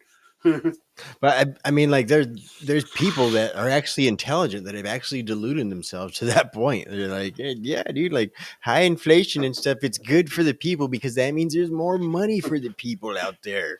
Like, Because they they're stem from really the fucking ideological subversion. right, fucking retards, man. But yeah, there's actually people that within the Biden administration that aren't don't live in complete shame, that aren't fucking Jen Psaki's. They're like, I'm fucking jumping ship. I'm gonna go get my TV show, motherfucker. Like there's actually people that actually believe that they're doing good. They're doing the Lord's work over there in the Biden administration. Yeah, Jimmy Swaggart probably thought he was too. Right. keep their information secure.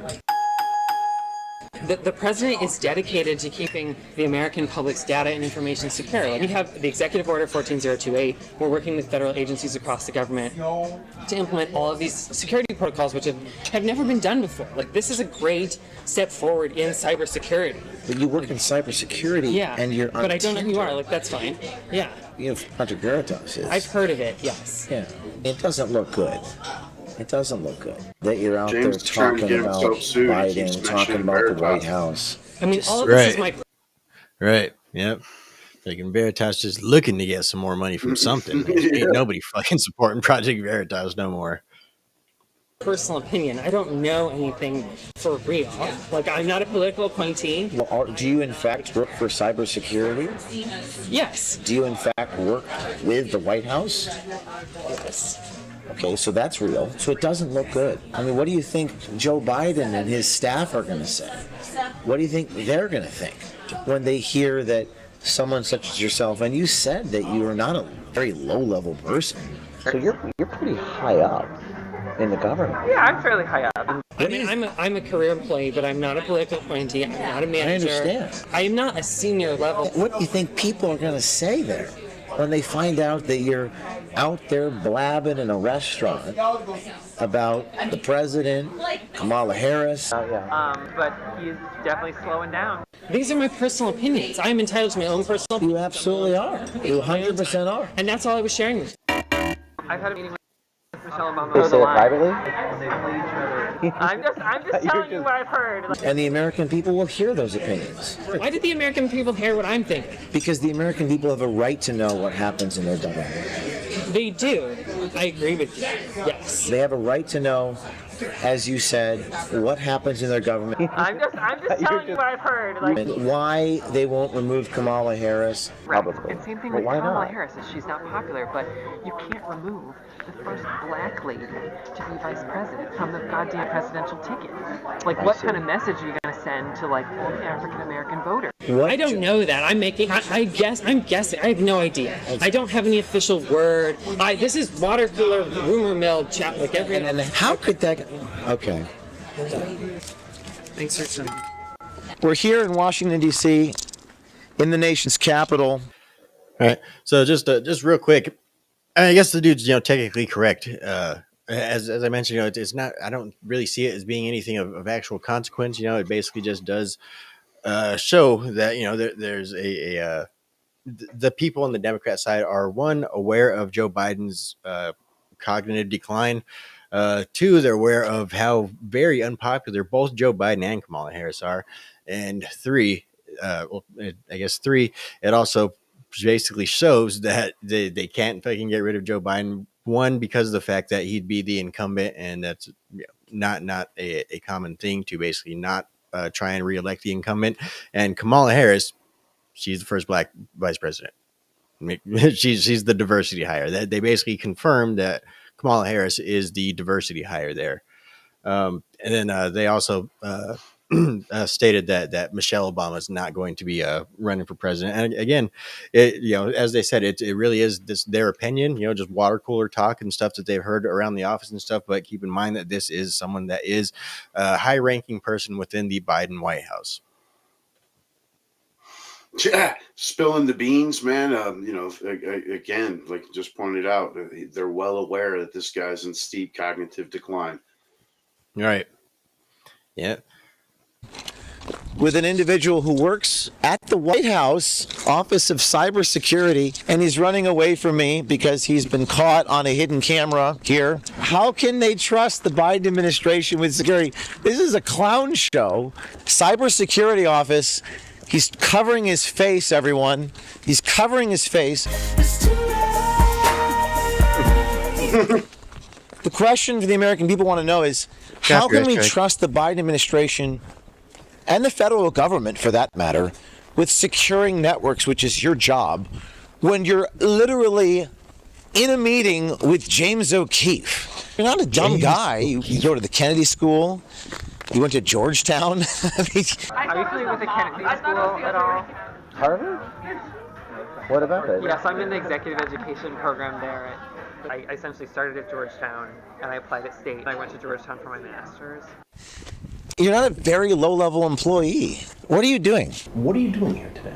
Are you texting Biden for your boss? As he was happy to discuss all of his opinions, all of these facts regarding his job, regarding the election, regarding Joe Biden, but rendered mute here in the nation's capital, not willing to say another word after being told that he was on a meeting with James O'Keefe, talking about protecting the nation's network security, talking about Kamala Harris, talking about Joe Biden's cognitive abilities, and now he's furiously texting somebody, not sure who he's texting.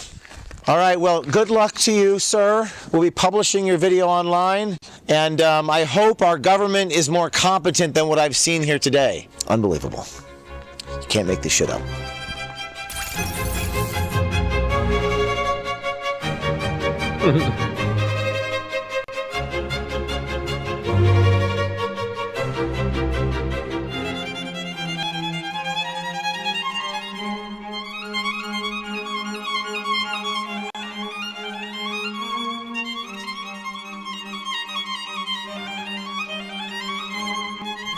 Memes are great.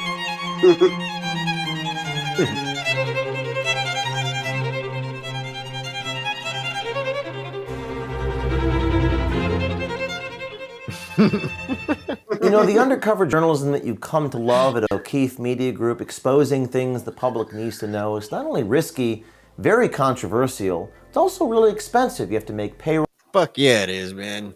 said, "Yeah, you go send this guy money. I ain't got no fucking money to send him, but then you guys send him money, man." But yeah, fucking, that shit was fucking hilarious, man.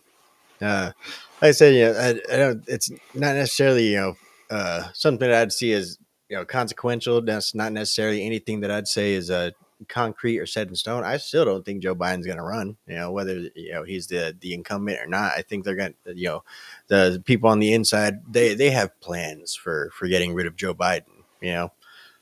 He's going to have some unfortunate accident. Something's going to go on. But I don't think that they're going to have him run. If he does run. Fucking Donald Trump's a shoo. And again, don't get complacent. Never get complacent. Always still make sure you fucking go out there and annoy everybody you can with shouting out everything that's going on within our government today. But I still think Joe Biden's not going to win. Or I still think he's not going to run. I think he's going to run, man. I think he's going to run. I think that he's being the incumbent. He's their best chance of retaining. And then after that, they can do whatever the fuck they want. You know what I'm saying?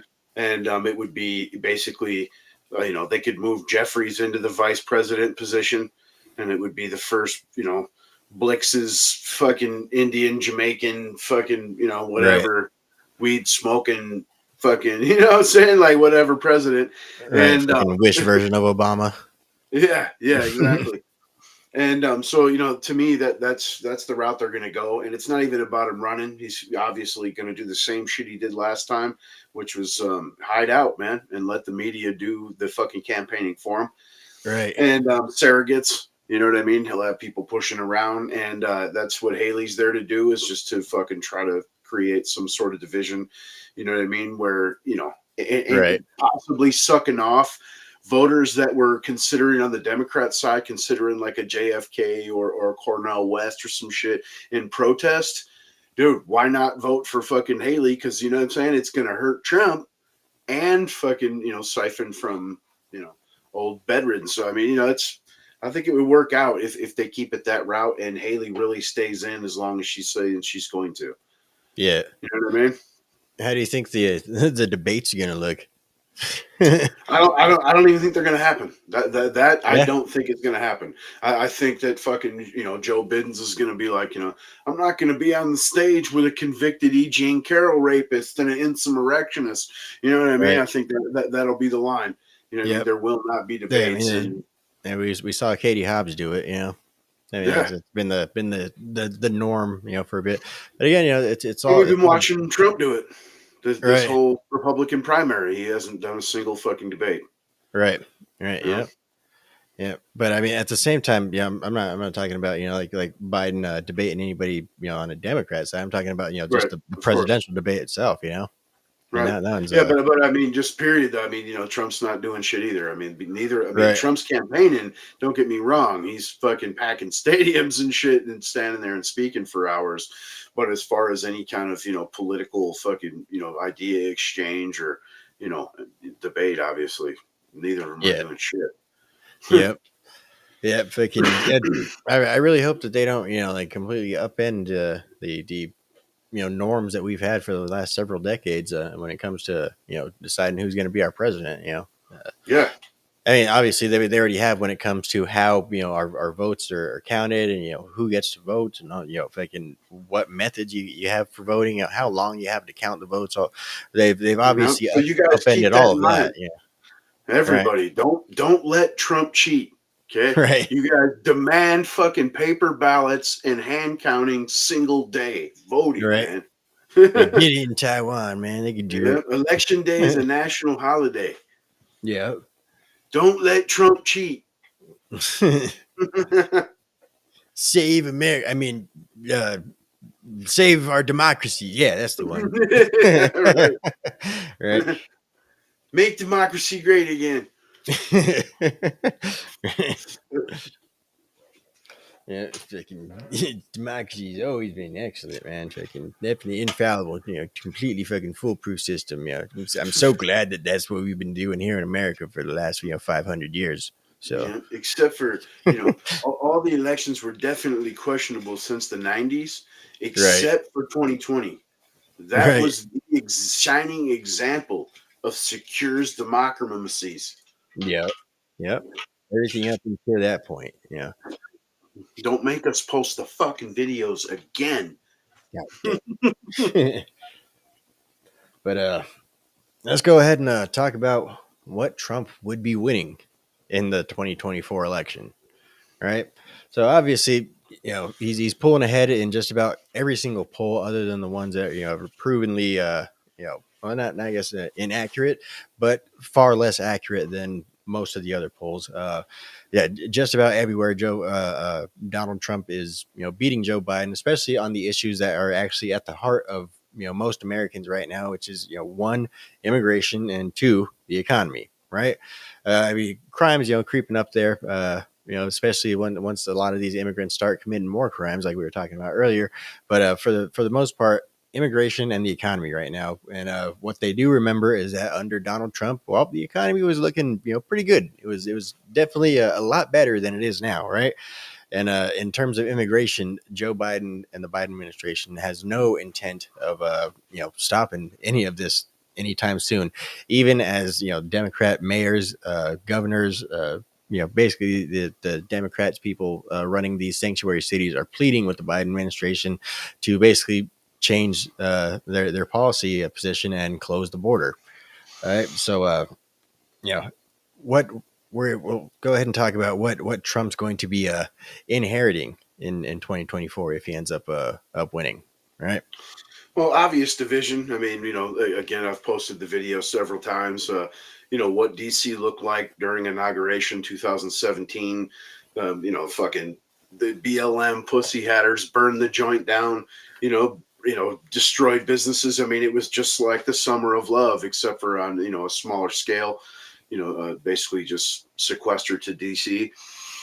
So that's one thing you can look forward to. And then, we have cooperation from like New York and stuff where they're saying that some have already been actually arrested in a sting operation where these illegals are coercing other illegals into committing like crimes, like large scale theft and whatnot in exchange for fucking fake IDs. And then them, themselves creating like sub gangs where it's, the violence you see like with the police officer and whatnot. And so you got that going on. You got the economy situation. And then, of course, World War III on the fucking verge, if it isn't already in full play by the time we, get to this point. And it's a take your pick. It's a fucking roulette wheel. Like I said, Biden just bombed Syria and Iraq, and then fucking around Israel, supplying everybody weapons, of course, Lord of War shit. So it's a hot mess, man. It's going to be basically 4 years of cleanup. It's not even going to be new policies. It's not going to be let's move forward and get new manufacturing. It's going to be let's fucking try to fix what just happened, and it seems like that's the goal. You know what I mean? As far as the left is concerned, it's. Are you saying Donald Trump's going to have to build back better? Maybe. I'm saying he's going to have to fucking Right. make America's great again, man. Right. And it's going to be, unfortunately, again, as usual, not one for executive fiat, but tit for tat, and we've seen that the past few presidencies, right? Joe Biden coming in day one, within the first 100 days, signing almost 100 executive orders undoing everything Trump did, and that's going to have to be reversed, obviously. Right. Yep. So it's going to be a hot mess, man. Which, I mean, Trump could do, within his first fucking 100 days too. Basically, all right, everything going right back, going right back to what we're doing, right? Right. So, one thing that I could see that definitely he might be inheriting would be a sedition problem with the eastern and western coast. They've already had their talks about like, oh well, fine then, if Texas is gonna fucking split, then we'll split.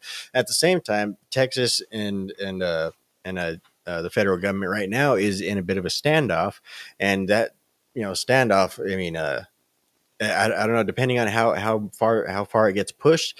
I mean, Texas might have to go ahead and make some statements and some declarations that they can't necessarily just back out on 8-9 months later. You know what I mean? And in which case, how is Donald Trump going to handle that? Say if Texas were to try and declare its independence during the Biden administration, that's going to roll over into his administration. Obviously, Trump. I don't think Trump would let Texas go. I mean, I wouldn't let Texas go either. I mean, that's a no. massive piece of the economy. You know what I mean? We rely on them for energy, yada yada, seaboard, so on and so forth, man. And but you could come in and acquiesce. You know what I'm saying? Come in like Trump has stated already.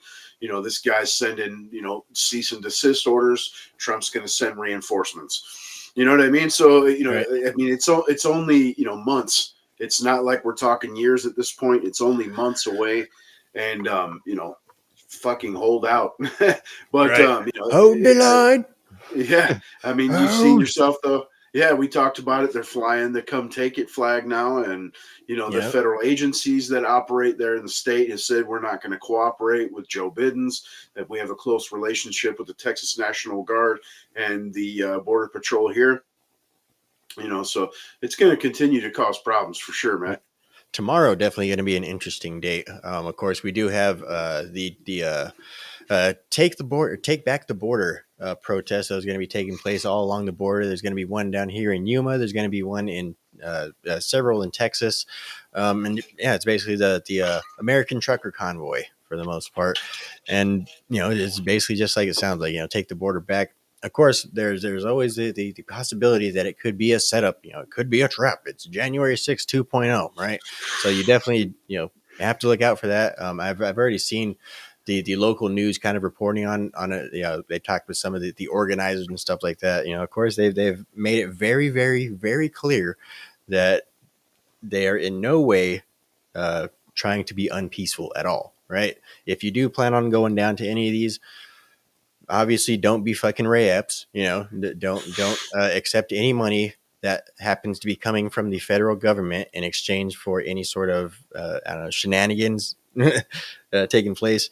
Don't go down there and fucking lose your cool. If you feel like you might lose your cool, don't go down there, so that's going to be taking place tomorrow. There's definitely going to be some interesting spins that the news are going to be putting on it. They're already basically labeling them as Christian nationalist movements. Of course, the first day that it was announced, we saw 10 different fucking articles from from the HuffPost to fucking CNN, all basically saying that they had this basically motto or something like Christian country or some shit like that.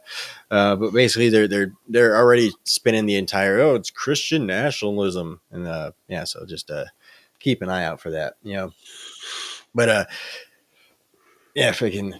I forgot where I was going with the whole thing, but either way, here in Arizona, though, we go ahead. I see it the same way. I say don't go. What I'm saying? Like it's unfortunate because it's your natural born right as an American, right? That the protest and whatnot, free speech, and you don't want to be cowed by the January 6th shit, and that's exactly what they want. But it's also a great time to set off the old honeypot before the election and to see so they can point the finger, and it only takes one Fed and a fucking Make America Great Again hat.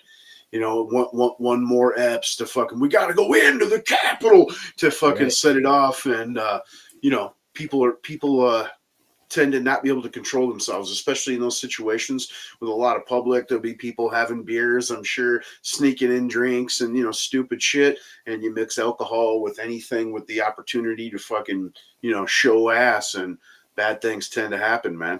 Yep. And it will be used as an excuse to use fucking excessive amounts of motherfucking violence. You are not BLM. You will get shot in the face with rubber bullets. Right. Shit, so speaking of BLM, I definitely see another summer of love coming in 2025. Yeah, I'll go ahead and predict that, especially since Trump's going to get moving on this deportation thing again. What Trump's going to be inheriting is over 8 million illegal immigrants that he's basically going to have to send them back, deport them all. Hashtag deport them all. Right. So one thing that I think that could definitely spark, or more than likely is going to spark, is mass rioting. Both on the left and possibly within the immigrant populations themselves, right? So they have a massive population at this point. Like I said, over several million. They're being again, for right or wrong, being transported all over the country right now by Texas, Florida, these southern states basically that are right here on the border. They're being transported all over the country right now. So there's literally millions of them, quite literally cells in just about every single city within America right now. And once Joe Biden, once Donald Trump makes the announcement that basically, well, we got to start rounding them up, and we're going to start sending them back. What's the possibility that they basically organize and fucking try and start doing some mass rioting again? Like I said, that would be coupled along with the leftist BLM adjacent type the domestic Palestinian terrorists, pussy hat fucking right? Yeah, All right, so that's another thing that he's going to be inheriting. mostly peaceful. Right, a little bit of fire. Yeah. Yeah. What do you mean, dude? They have insurances. Yeah, I can. I guess a little bit of a lighter note on the border is we do have a new Arizona GOP chair. We did kind of talk about it a little bit at the beginning. What's her name? Gina Swoboda. Right. Again, we don't really know too much about the lady. All we know that is basically she is MAGA raised, MAGA approved. Right. She has been endorsed by both Donald Trump and Carrie Lake, and she is basically replacing Jeff DeWitt, who was the most deep state as you could get. Right, he literally hand delivered a bribe / blackmail / odd threat to like in Carrie Lake herself. Right, so hopefully that should bring about some better results here in Arizona. Of course, most I'd say a good majority of the Republican legislature here in Arizona is pretty good. They're definitely being a thorn in the side of Katie Hobbs. So there's that. And then now with this new MAGA approved chair, it's Katie Hobbs is basically dead in the water. She's basically a lame duck. Yeah, and the polling that was released here in the state, man, has Carrie Lake and Trump fucking spanking, Democrats, thus far. Obviously, it's still pretty early, man. We got, like 9 months to go. Right. So anything could happen in that time, of course. And will happen. Yeah, exactly. But as of right now, polls across the board, the only poll that shows Biden up is ranked 36th for accuracy. So, Right. As you mentioned too, we got World War III coming on the brink too. It's not just going to be domestic social unrest. As you mentioned earlier, we had those 3 soldiers that were killed in Jordan, and of course the Biden administration go ahead and retaliating everywhere within the Middle East other than Jordan. He's got a whole mess on the Middle East within his hands. Of course, when he left, there was fucking peace in North Korea. Russia had no fucking apparent intention of invading Ukraine. The Middle East had the Abraham Accords. That was starting to work out pretty well. The economy was on the up and up. We're a fucking energy producing nation rather than just an energy consuming nation. Things were going great, and so basically everything now that I just mentioned is in the exact opposite of where Donald Trump left it. And then not to mention the 8 fucking million illegal immigrants that he's also got to contend with. And it is costing Biden, hence the reason that they want to replace voters, regardless if anyone fucking believes it or not. You got the radical leftists, obviously protesting, trying to break down barriers around the White House and shit, and funded by Russia. into fucking and interrupting official proceedings at state houses across the country at this point in protest. And the Arab nation in Michigan, he's completely lost. The Arab Council there actually canceled a meeting with Joe Biden, and basically saying, don't even come, man. You lost our vote. Yep. And while you don't want to rely on foreigners to get your fucking candidate elected, that's what the Democrats have done for years and years at this point, and they're going to vote against them just in protest. So I mean, Right. even if they went buck ass wild and voted for Cornel West, it's still going to help old Trump sickles, man. Yep. Yeah, we did see Joe Biden trying to save a little bit of face on the pro-Palestinian side of his voter base by what is he? Didn't he fucking censor? I'm sorry, not censor. Sanction like 4 different Israelis or something like that for basically inciting violence against the local Palestinians and basically colonizing within the local Palestinians West Bank area. Yeah, and then you also have the UN getting on that as well, drawing up some type of some type of movement as far as to prevent genocide, and that Right. opening Israel up for lawsuits, like international court lawsuits and whatnot. I also saw one today saying that the international courts basically decided that they're going to move forward on deciding whether or not Russia is guilty of committing genocide against the Ukrainian people. Right. Yeah. So the thing that just tickles me fucking pink about that whole situation, Russia and Ukraine were at the fucking peace talks table a few months into this entire thing. The West, the people that are putting Russia on trial right now for all this, are the people that put a stop to those peace talks. The West, the people that are putting fucking Russia on trial for this shit right now, are the people that exacerbated and made sure that this war continued on, right? Yeah, And and that not only ended the peace talks, but fucking armed them and pushed them. Like, you can do it, Bobby. right. You know what I mean? Like, fight to the end. Fight to the last freaking man, and Yeah. they did. And now they're trying to blame Russia. That's like I said, the West is sick, man. Freaking the United Nations, fucking NATO, it's gone too far. It's ran by lizards at this point, man. For real. Right. They're all at the behest of fucking the Klaus Schwabes and, the Soros gangs, the people that actually do the funding, the Bill Gates. And, everyone loves Bill Gates isn't, a political figure. He's also isn't a fucking doctor, but you seem to press his word on vaccinations. You know what I'm saying? And it's for real. I mean, in lack of other terms, it's straight up reptilian overlords, man. And Yep. there's no other way to put it. The skin suit slip. Right. Yeah. Like I said, the mask is falling off, man. And it's all because of Donald Trump had the balls to go up there and say, hey, wait a minute, what is that? Fucking pulled the string, man.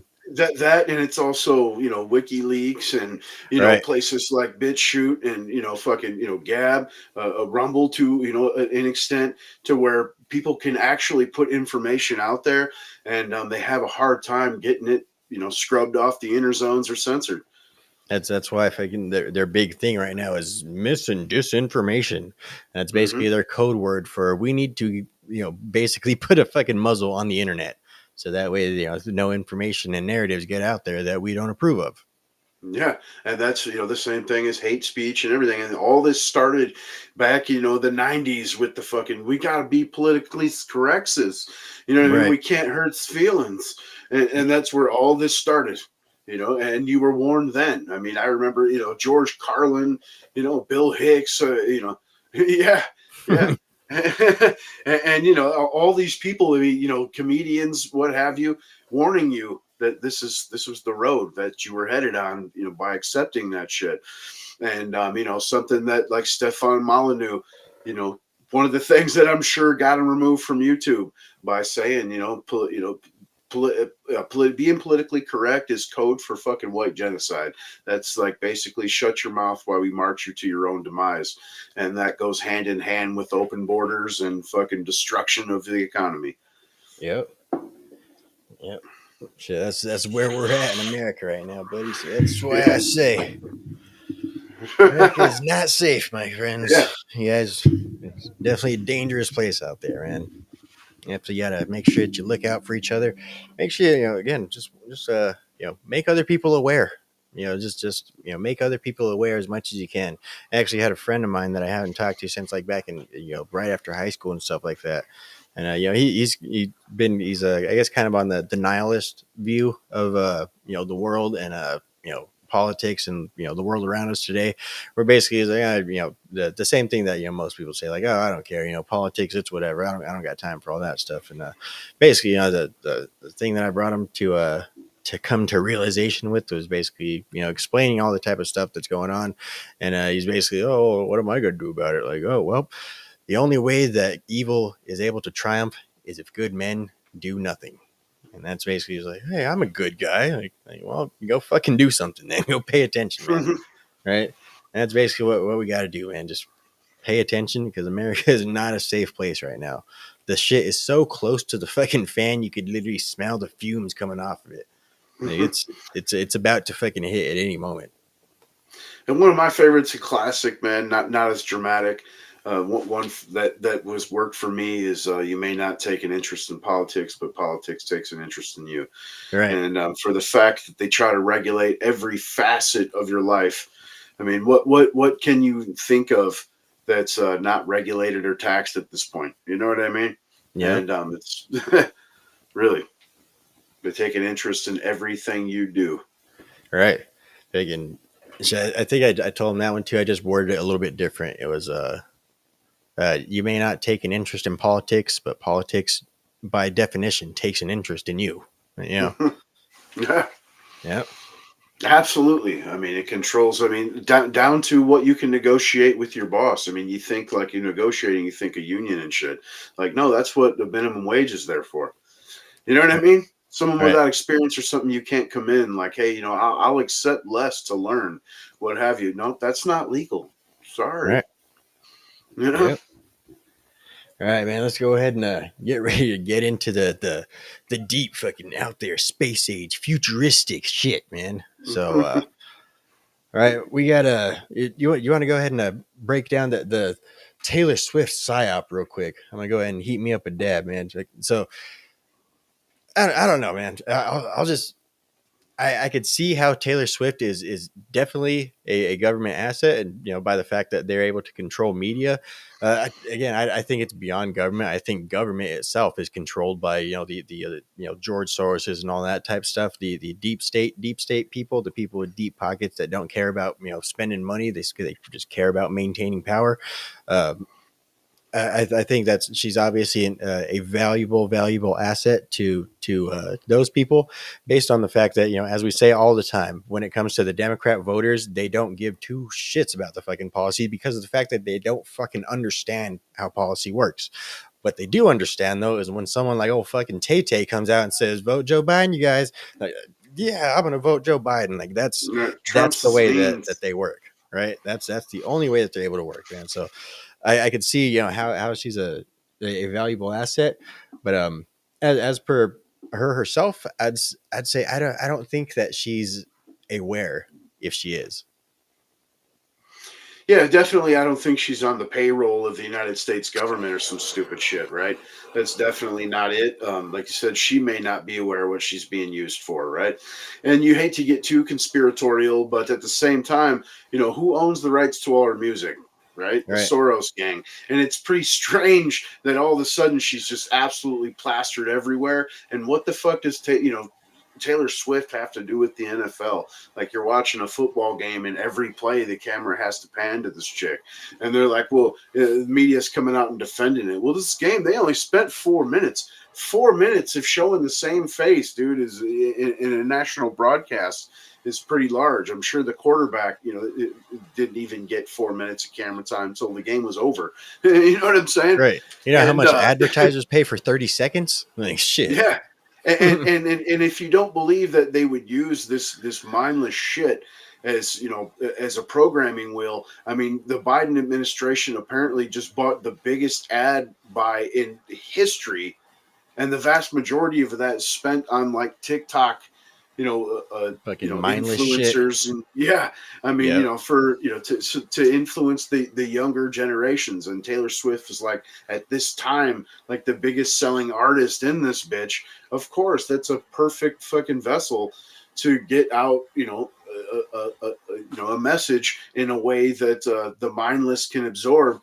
And it's not like she hasn't endorsed before. I mean, you remember in 2020 she was out posing with cookies that said Biden Harris and shit, and but she just didn't speak out against Trump, which now she's come out like, I wish I would have done that 2 years ago.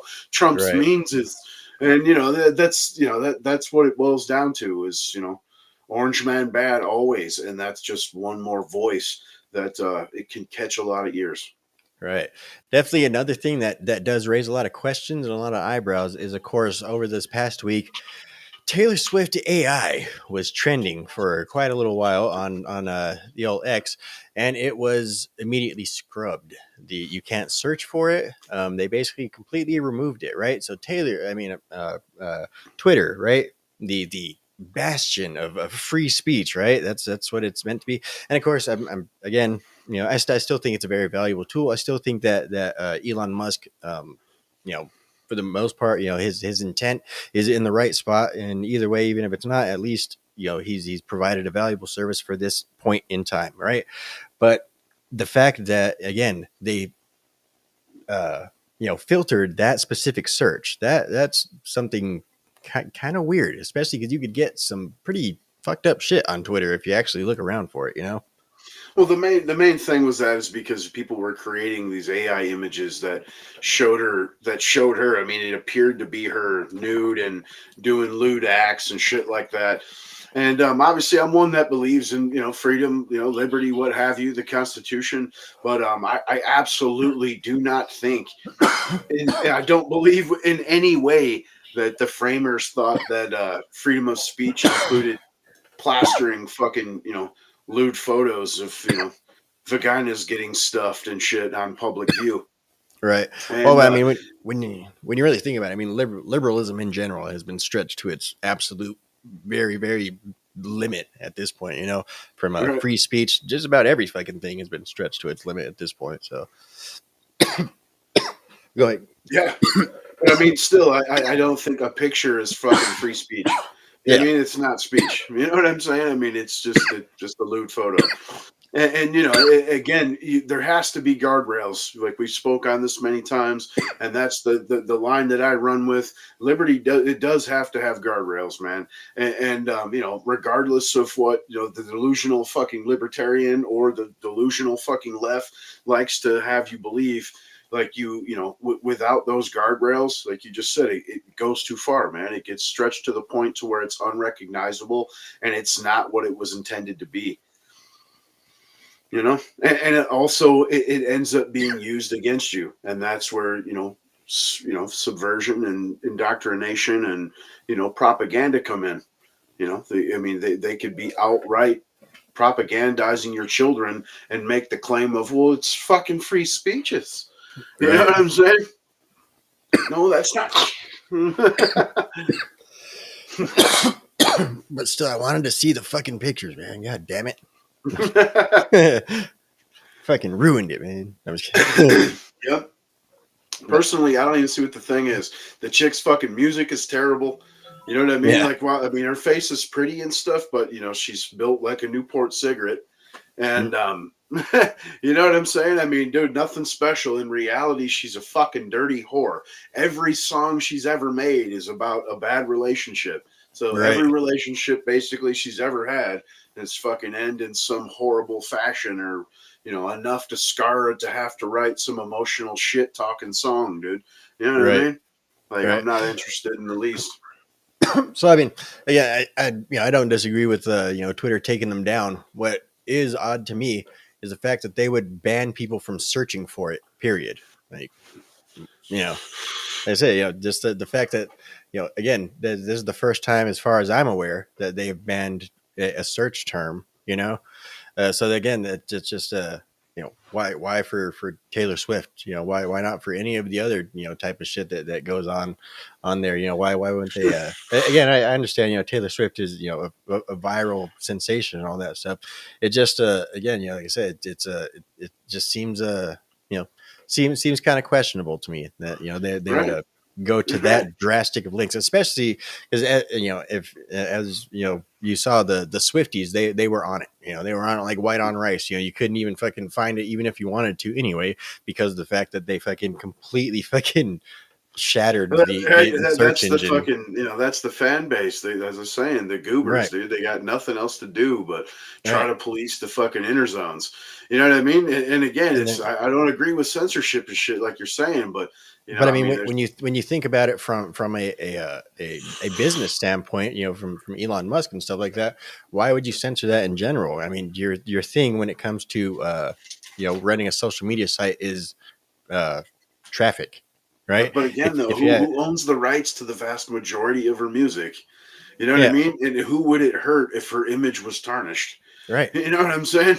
right, and that's what I'm trying to get at, and that's why I'm saying, why is she so special that Elon Musk would feel that he needs to fucking go completely, out of fucking left field and censor an entire search term just to protect Taylor Swift, when again she was already being protected herself, and at the same time she was being protected by a shit ton of fucking internet traffic, which is valuable and useful for your bottom line. So why would you stop all that fucking all that traffic that's going through the website and shit to protect the image of Taylor Swift? Again, Because he's not in on the day-to-day operations like he was. He done brought in the WEF fucking CEO, right. and again, the CEO who funds that, dude. You know what I'm saying? Like, I mean, it's all Right.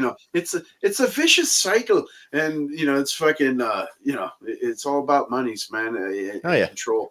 that's And what I said. that's definitely what it boils down to. You know what I'm saying? And I mean, and Elon does a lot of weird shit. You know what Yeah. I mean? Like, you remember with the Alex Jones, it was, well, he talks shit on kids, and I have a mentally handicapped kid, so he can't come back on. Like, what the fuck, dude? You know what I'm saying? What does that Right. even mean? You know what I'm Right. saying? And then bringing in the WEF, like, this is a free speech platform. I'm going to spend $54 billion to save free speech, and I'm going to bring in someone from the entity that's pushing fucking censorship around the globe. You know Right. what I'm saying? Like, I mean, he does a lot of weird fucking shit. So, Yeah. I just stuff that's it seems antithetical to what he actually says. You know what I mean? Again, Yeah. like I said, for the I'm not fucking gonna sit here and let fucking perfection be the enemy of good and stuff. Obviously, he's done a lot of good. When it comes to bringing dialogue back to the politics in America, where that's been censored pretty much ever since Donald Trump's stepped into office. So yeah, obviously he's done a lot of good, but like I say, at the same time, it's just it raises a bunch of red flags, and it really does kind of diminish a lot of hope in terms of the idea that, like, oh, things are going to be free again, things are going to be great again. That's not going to happen. It's just going to be different. It's going to be the same thing, only different, and that's kind of what I worry about in terms of. The motherfucker just planted the first microchip in the first human being's head. So Yeah. there's that. Yeah. Yeah. that same weird eccentric fucking guy is now implanting fucking microchips in your brain that's going to basically make you into a human cyborg. So we'll go ahead and segue into that, man. What's your thoughts on I guess techno future and fucking human cybernetic mutations and fusions Dude, and shit. absolutely fucking, like breathtaking technology, right, dude? I mean, you chips in the brain that make you connect to your smart devices, and Right. basically, smart homes. You can control everything in your damn house. He's saying that the demo runs are going to be for people that have lost, use of their appendages, Right. and Eyes and shit like that too. Thinking yeah, yeah. blindness is going to be a thing of the past. Like, Yeah, you're basically going to be able to Google inside of your head. The concept sounds great. Transcendence, while slightly horrifying, is really cool. I mean, that's a true immortality, to an extent. But and that same notion, you got that again, that eccentric guy that's going to be in control, and an ever encroaching Leviathan state that just tries to absorb the inner zones into their inner workings. You know what I mean? Through censorship, control, and propaganda fucking machine. So I would definitely never want to get it myself. Just I mean, not that I'm anything important. Like the government's going to want to be in my heads. Right. That doesn't mean you know what I'm saying. But that doesn't mean that they're not going to use it to shut you off or Yep. fucking punish you for fucking wrong think or you know what I mean. Because if they're pushing censorship, in the inner zones and your brain's connected to it. I mean, you know what I mean. Your credit score shut off for the day, son. You know what I mean? You starve. So, I mean, when it comes to the idea of transhumanism, if I can human cyborg, fucking I guess future and shit like that, I can think of about a million fucking different dystopian ideas. The one big thing that does come to mind that does take more into account, basic nature, basic reality, is there's not going to be there's not going to be a need for new people anymore, right? So basically, they're going to come to a point where this is the last generation. Period. Like nobody's going to be having kids anymore because of the fact that we're going to live for fucking ever. And then if you die, well, your brain just gets downloaded back into a new body, and you keep on going. So I think it's going to get to that point, and obviously this is deep into the future.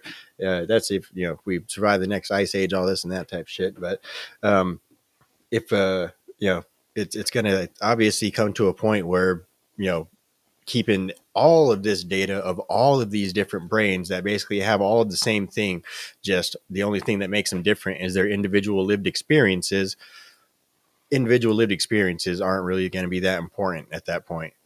So obviously I think it's going to come to the point where human is going to be basically a thing, or just a thing that we once were, and basically we're just going to be constant clones of the same fucking perfect mindset. Basically we're going to become more machine than man. I think we're going to get to that point at some point. Yeah, and I believe that that's the planned fucking goal. I mean, you've had, people like Stephen Hawking and Bill Gates, for instance, Elon Musk speak on like that's like the next phase if we want to survive as a species to be able to, survive extended space travel, so on and so forth, right? And that's, they push eugenics now, in mass. With the whole climate, you shouldn't have kids because the climate changes, and then we got to have abortions up till fucking the birth, and so it just keeps going, and you always have the elites out here, like we're overpopulated. We can't farm on a commercial scale because it's ruining the environment, but you shouldn't grow food at home either because that actually releases more CO2 than a commercial farm does. You know what I'm saying? I mean, they're pushing. It's a death cult, and I could definitely see that being the end goal of the elites is like they're gonna transcend and fucking live on Elysium, man. Right. So I mean, what at that point? I mean. The only comment on YouTube: Trump 2024 ASAP. Yeah. I mean, it's November 8th. It can only come as fast as it can, but yeah. Like, remember, being a kid, just like, all right, I'm going to wait really hard.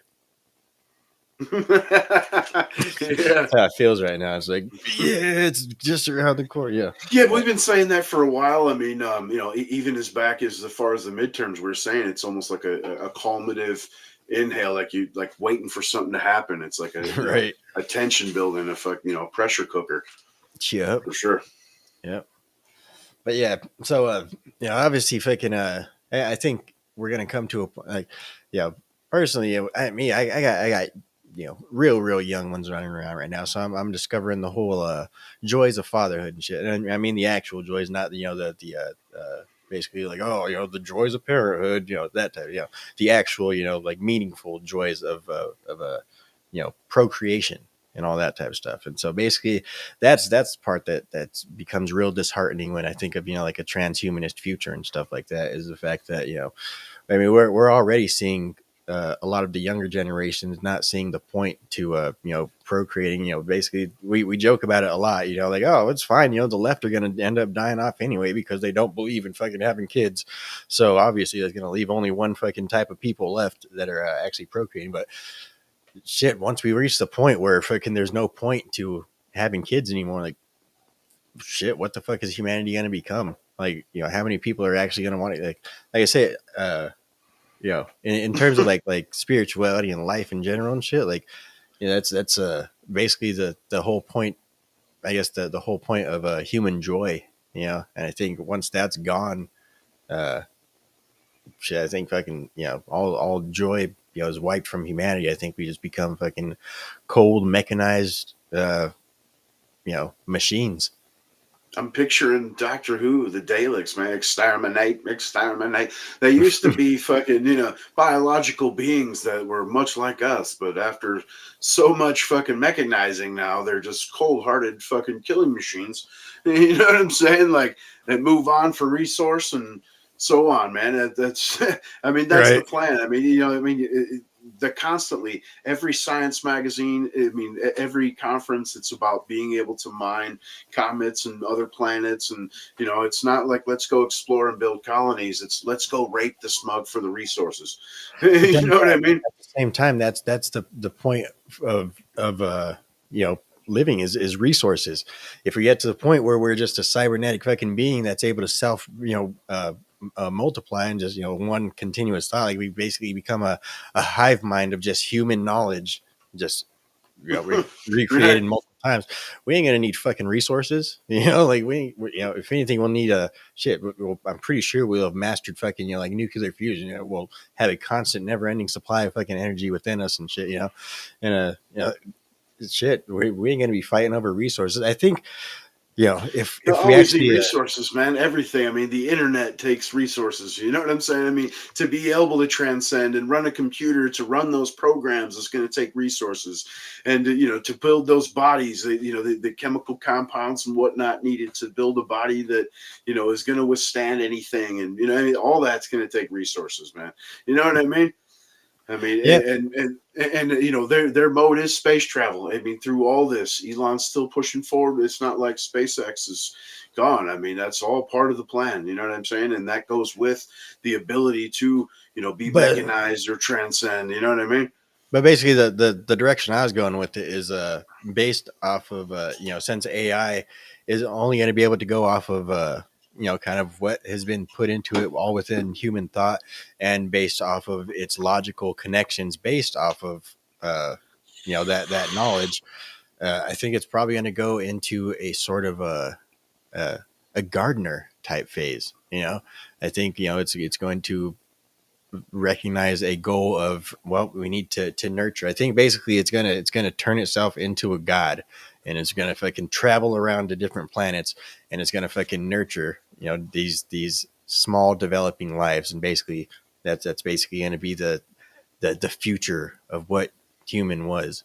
I think it's basically gonna be I don't know. So I do got a whole big old spiel about Goldilocks planets and how they always have ice ages, and basically Goldilocks planets are what's necessary to create intelligent life. I mean, obviously there could be life on fucking frozen ice blocks and shit like that floating through space, some single-celled organisms and shit, but that's not going to be intelligent life that's able to one day create spaceships and fucking fly off to distant planets at will in different galaxies and all this and that type of shit.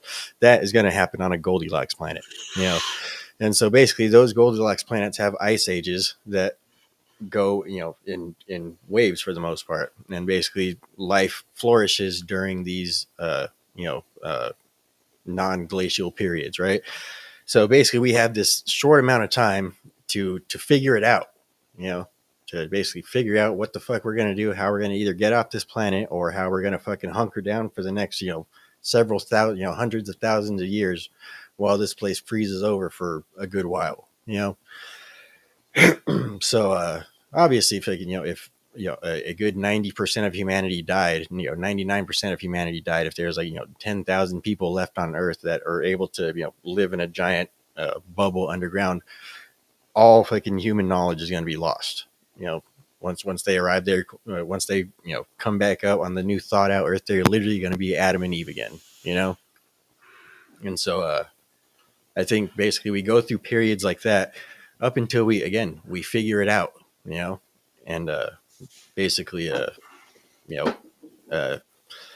what we figure out is that we got to get off of this planet, and the only way to do that is we have to find another Goldilocks type planet. And I think once we're able to find another Goldilocks type planet and basically make it to where we can safely travel back and forth, and if we find one that we're able to time those different ice ages with, well, this one's in an ice age, everybody pack up, we're going to the fucking other planet. And then boom, we'll go over to the other planet, inhabit it for a couple 100,000 years, and then once that ice age hits, all right, going back to the other planet. Like, I think that's what our eventual goal as basic living organisms should be.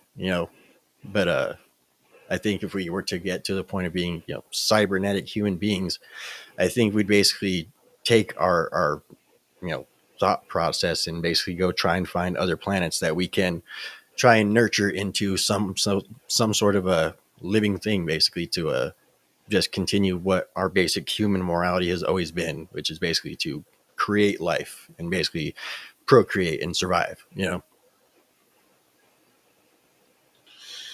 Yeah, fucking, it's unfortunate that, the people that seem to be running the show fucking, are more negative as far as production and shit. You know what I'm saying? Like creating life, like it's like it's a negative, But the Goldilocks zone is a definite thing that's obvious, right? And when we're in a Goldilocks zone, it's the reason that we can breathe, why we have gravity, and yada yada. But I think that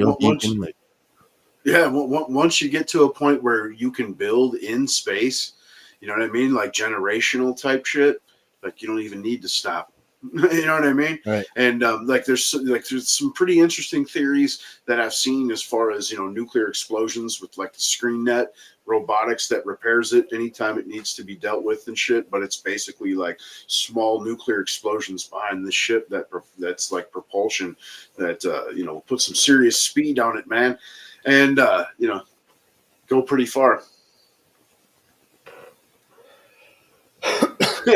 You fucking comment. It must be someone watching the stream a little late. Says, "Oh my god, right. The illegals are even getting Amazon credit cards." Yeah. By the way, we got Ronan 2020. He's a frequent viewer of the show over there on Rumble. How you saying, doing, man? Right, hey fellas, how are we doing today? Doing pretty good, man. We're doing all right. Watching the fall of the great America. yeah, doing damn fine, man. Hope you're good as well. But so if we get to the point of like I say, becoming one with technology and stuff like that, I think that would basically change the goal. I think that would basically, like I say, change the purpose.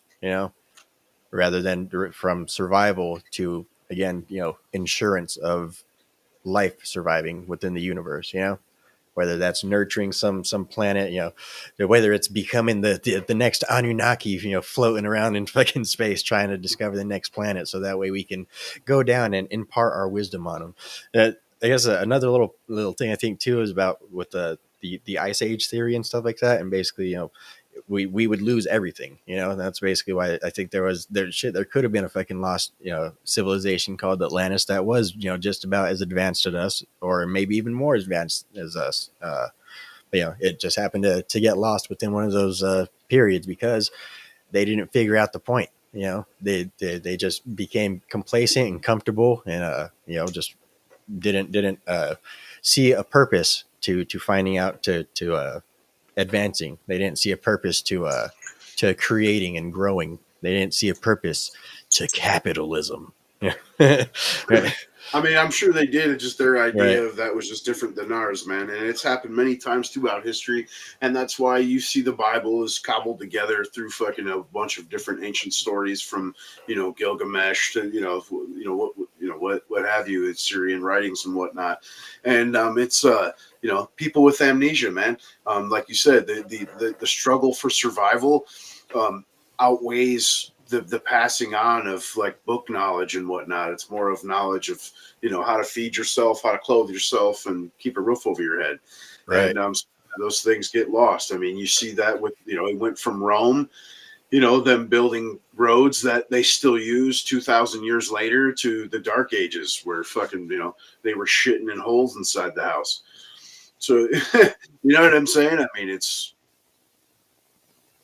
happened many times over. And that's why I think if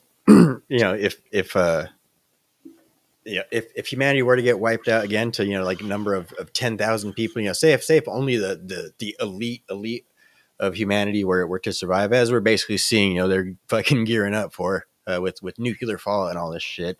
But if only like the few elite, like 10,000 humans within the world were to survive, and basically, survive with their offspring in an underground bunker for the next, 50,000, 100,000, I don't know how long a fucking ice age lasts, but however long the next ice age lasts, until basically they're able to come back out, and their people can multiply and go forth. They would basically be able to pass forth enough knowledge that they can hope it gets translated, properly, all the way up through the next 100,000 fucking years, And so basically they would have to tell this small group of fucking individual humans that basically, okay, these are the 3 most important fucking things that you need to fucking remember and pass down to everybody. Okay. 1, you need to be good to each other and work with each other. So that way you can have a society that can flourish and advance. And the reason that you need to do that is because you need to get off of this fucking rock. You need to go far. You need to go up to the stars. You see the stars up there? You guys have never seen those before because we've been trapped under ice for the last 10,000 years. But those stars are other planets. You need to be good to each other, and you need to go to those other fucking planets. Do not, forget what I said. Do not fucking waver in your mission. This is what needs to happen before this next, 100,000 years. Otherwise, we're gonna fucking die again, And basically, that over fucking the next 100,000 years gets translated into basically we need to have morals and stuff, and that's basically where morality came from, is from religion. We need to ascend to heaven, And then it gets translated into something akin to that. We need to look to the stars and look to the heavens, and we need to make it there one day. And the way that we make it there is by being good to each other. Like basically, it just gets translated into that, like over the next 100,000 fucking years. And but it's almost like they told us that. Like again, you look at the Epic of Gilgamesh, and fuck, man, what the hell is it? The Book of Enoch. And you know what I'm saying? I mean, the Egyptians, I mean, they've been telling us that for thousands of years. And, right. That's why I say if they were able to retain the most important knowledge that was left from the previous fucking cycle, it would probably be that, and that's why they've been writing that down. And, ever since writing has been a thing, and then they've been telling it verbally, even before then. Like I say, like if that was a thing, basically if all civilization got wiped out, basically all remnants, all everything would be completely gone. Like there wouldn't even be like indentations about where the buildings were and shit. It'd be completely fucking wiped anew. Yeah. So but and unfortunately, we do it to ourselves too. You know what I mean? Like, yeah. Like the Aztecs, for instance, right? Prime example. You had the Spanish come in and destroy their codexes. And I mean, we're talking hundreds of years of charting stars, and where their chart starts were more accurate, their calendars more accurate than the Roman one we use. And they were just destroyed because they were looked at as heretical. Now there's 2 codexes left in the entire planet, one in Rome, one in a private collection in Germany. And so, that all plays into the amnesia. People don't know where they come from. Hence the reason, like the Temple of the Sun, and, like we don't know when it was built. Their own people can't tell us because any traces of their history were fucking purposely destroyed, man. Right. Yeah. And I mean, that's when it goes with the nature. Like you're talking about, you're going to, that's the human nature aspect in reality. It's fucking envy, it's hate, it's jealousy, it's fucking, you know what I mean? It's anger, it's fucking, you know what I mean? That is the truth. That's why society needs, something like religion or fucking morality in general, to pass down to each other in order to keep society afloat. because that is human nature, is fucking Right. And envy the and greed. morality aspect is religion. I agree, but then Yeah. that causes strife as well, Oh because yeah. then you have people that start making sub offshoots, and Yep. then it gets twisted, and I mean that's like the Abrahamic beliefs. I mean it all stems from the same shit, but they all hate each other. You know what I mean? That's why I laugh about it. Like really, like it's all the same goal. It's be good to each other, fucking work hard, and get up to heaven. Right. It's the same thing in every fucking religion for the most part. That's why I think it's funny. Like if you actually think about it, that's what they would translate. That's what they would try to translate and pass down to the next form of humanity is, dude, you need to survive, and you need to do that by being good to each other and getting off of this fucking rock and ascending Yeah. into heaven. And it sucks, but it's a pretty unfortunate thing. But I believe that it would take some type of cataclysm like that, something to bring people together for that to actually happen. Right. And as much as we're vehement about close the borders and make America's great again, and the only way that would happen is if it was like a single fucking people. Right. You know what I mean? To where every aspect of your effort, culturally goes into, like you're saying, we got to get the fuck out of here. Like it can't just be one country or two countries. Yeah, it's got to be everybody together, man. Right. And I think basically that's. I mean, we could have fucking probably done that, if we didn't fucking lose our way, yeah. Like Nietzsche said, fucking when once God died, so to speak, within society, basically liberalism is what ends up always fucking killing. What always ends up walking us into the ice age, is because we miss the goal, we miss the purpose. Once morality is what you decide it is, what the point is what you make of it. That's when people decide, well, there is no point then. Once people all decide that, not everybody's a fucking rock star, not everybody's a fucking a hero, not everybody's meant to be fucking something special or great, I mean, everybody's essentially meant to be, something important just in your own way. Once people get onto this whole thing of, everybody's got to be a fucking superstar and everybody's got to be super important. That's when we, end up losing the way, and we end up fucking getting into the bounds of fucking nihilism. And that all stems from basically a society that's again, being libertarian and stuff is really kind of antithetical to the entire philosophy, but it really does stem from a society that is allowed to just do whatever the fuck it wants. Yeah, I mean, like I said, to an extent, that's where those guardrails come in, bro. Yep. Do you know what I mean? Like, I mean, and that goes along with protecting liberty, is Right. assuming the responsibility for liberty, man.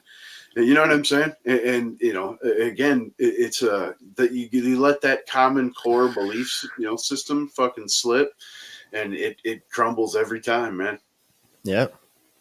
And we're watching, the purposeful reduction of that common set of beliefs. I mean, it's happening by the thousands a day at this point. I think, like I say, the goal stopped being survival and the goal started being power, Yeah. And at that point, that's when, fucking, like Nietzsche said, man, fucking God is dead. He also said, if the goal be lacking to humanity, is humanity not then itself lacking? And I'd say the goal is lacking to humanity, and therefore we are ourselves lacking. Yeah. I mean, that's where you see people creating fucking diversity and strife in their life because they have none. They haven't seen any kind of adversity, and so they search for it in the fucking oddest ways. It's like they have an empty spot. It's got to be filled with fucking surreal bullshit. Fucking candy and toys. Yeah. Yeah. Fucking grown ass children. That's what America's become. Grown ass children with fucking too much affluence and power, basically, For sure. And I guess that's where the libertarian part of me comes into play, is basically, it's not necessarily that we need to be fucking controlled. It's that we need to have a certain goal. We need to have the same mindset and the same set of ideals and beliefs. The libertarian part of me is basically when it comes to the idea of the state. I personally think that the state is antithetical to the goal. I think the Yeah, I mean, state, you see that, like I said, with Elon Musk, for instance. I mean, the SpaceX program smokes NASA at this point. right? I And mean, and it's it's because the state private is a fucking will, hands do better. and it's because the state is a will to power. Back then, when back in the days when the church had a lot more say within society and stuff like that. Uh, Society was a lot more goal driven, I guess, or I guess society was a lot more under control. But at the same time, advancement was a lot more stagnant than it is in modern society. Like Yeah, definitely if we had without it's like a liberalism, we probably wouldn't be looking at fucking AI and all this other type shit that we have going on right now. So I mean, it's a double edged sword. Well, you're talking, classical liberalism is what's brought us to this point, Right, and right. current fucking, rendition of liberalism is some fucking ludicrous, lunatic fucking shit, like you just said, antithetical to their selves at this Yep. point, right? Not just the country, but they vote for shit that's to their own detriment. Yeah. And that's where I was saying it's, function on feelings rather than having beliefs, rather than having morals, rather than having logic. It's, well, I feel this way. Well, I feel what we should help people. Well, what you're doing is creating an aspect of coercion. You know what I Right. mean? They're forcing us. They're stealing from us to do it. You know what I mean? Forcing you to do it and running up debt in your name in the process. And that there's a difference between, like a charity and coercion, obviously, right? Right. So, I mean, it's just a matter of getting back to logic. And unfortunately, that takes a while because it took a while to get us away from it. That old Frankfurt school. And it all starts with waking up one person and making sure that you guys share this video with all of your friends. Make sure you guys are subscribed to both, all the channels and both, mine and the Liberty Swine's channels. We are on all platforms. Make sure that you guys, yeah, anything else you want to throw in, man? We've been going about 2 hours, 35 minutes. No, I'm good, man. But yeah, if I can, yeah,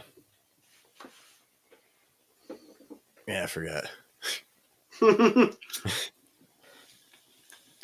yeah, like we were saying, definitely liberalism has gotten us to this point. At least it's just what's gotten us away from this point is a subjective morality, I'd say, basically, rather than a shared relative morality, which is basically the morality of the time and place. As opposed to subjective morality, which is basically everybody decides what's fucking right and wrong for themselves. There is no such thing as right and wrong, basically. I think that's how we've gotten to this point. I like the way that Rand Paul puts it. He's talking in terms of abortion, but it could really be applied to just about any, sort of a moral laws that we have, is that it shouldn't be illegal. It should be unthinkable. Fully. Fuck, that one got me. Oh, yeah. Oh, shit. Anything else you want to throw in before we hop on out of here, man? No, smell you guys later. Thanks for coming by. Appreciate, the likes and the comments and whatnot. And we'll keep banging it out. All right. Yeah. Appreciate you guys. Don't forget to like, subscribe, share to both of our channels. All the links are in the description below. And t-shirts coming soon, eventually. One of these days.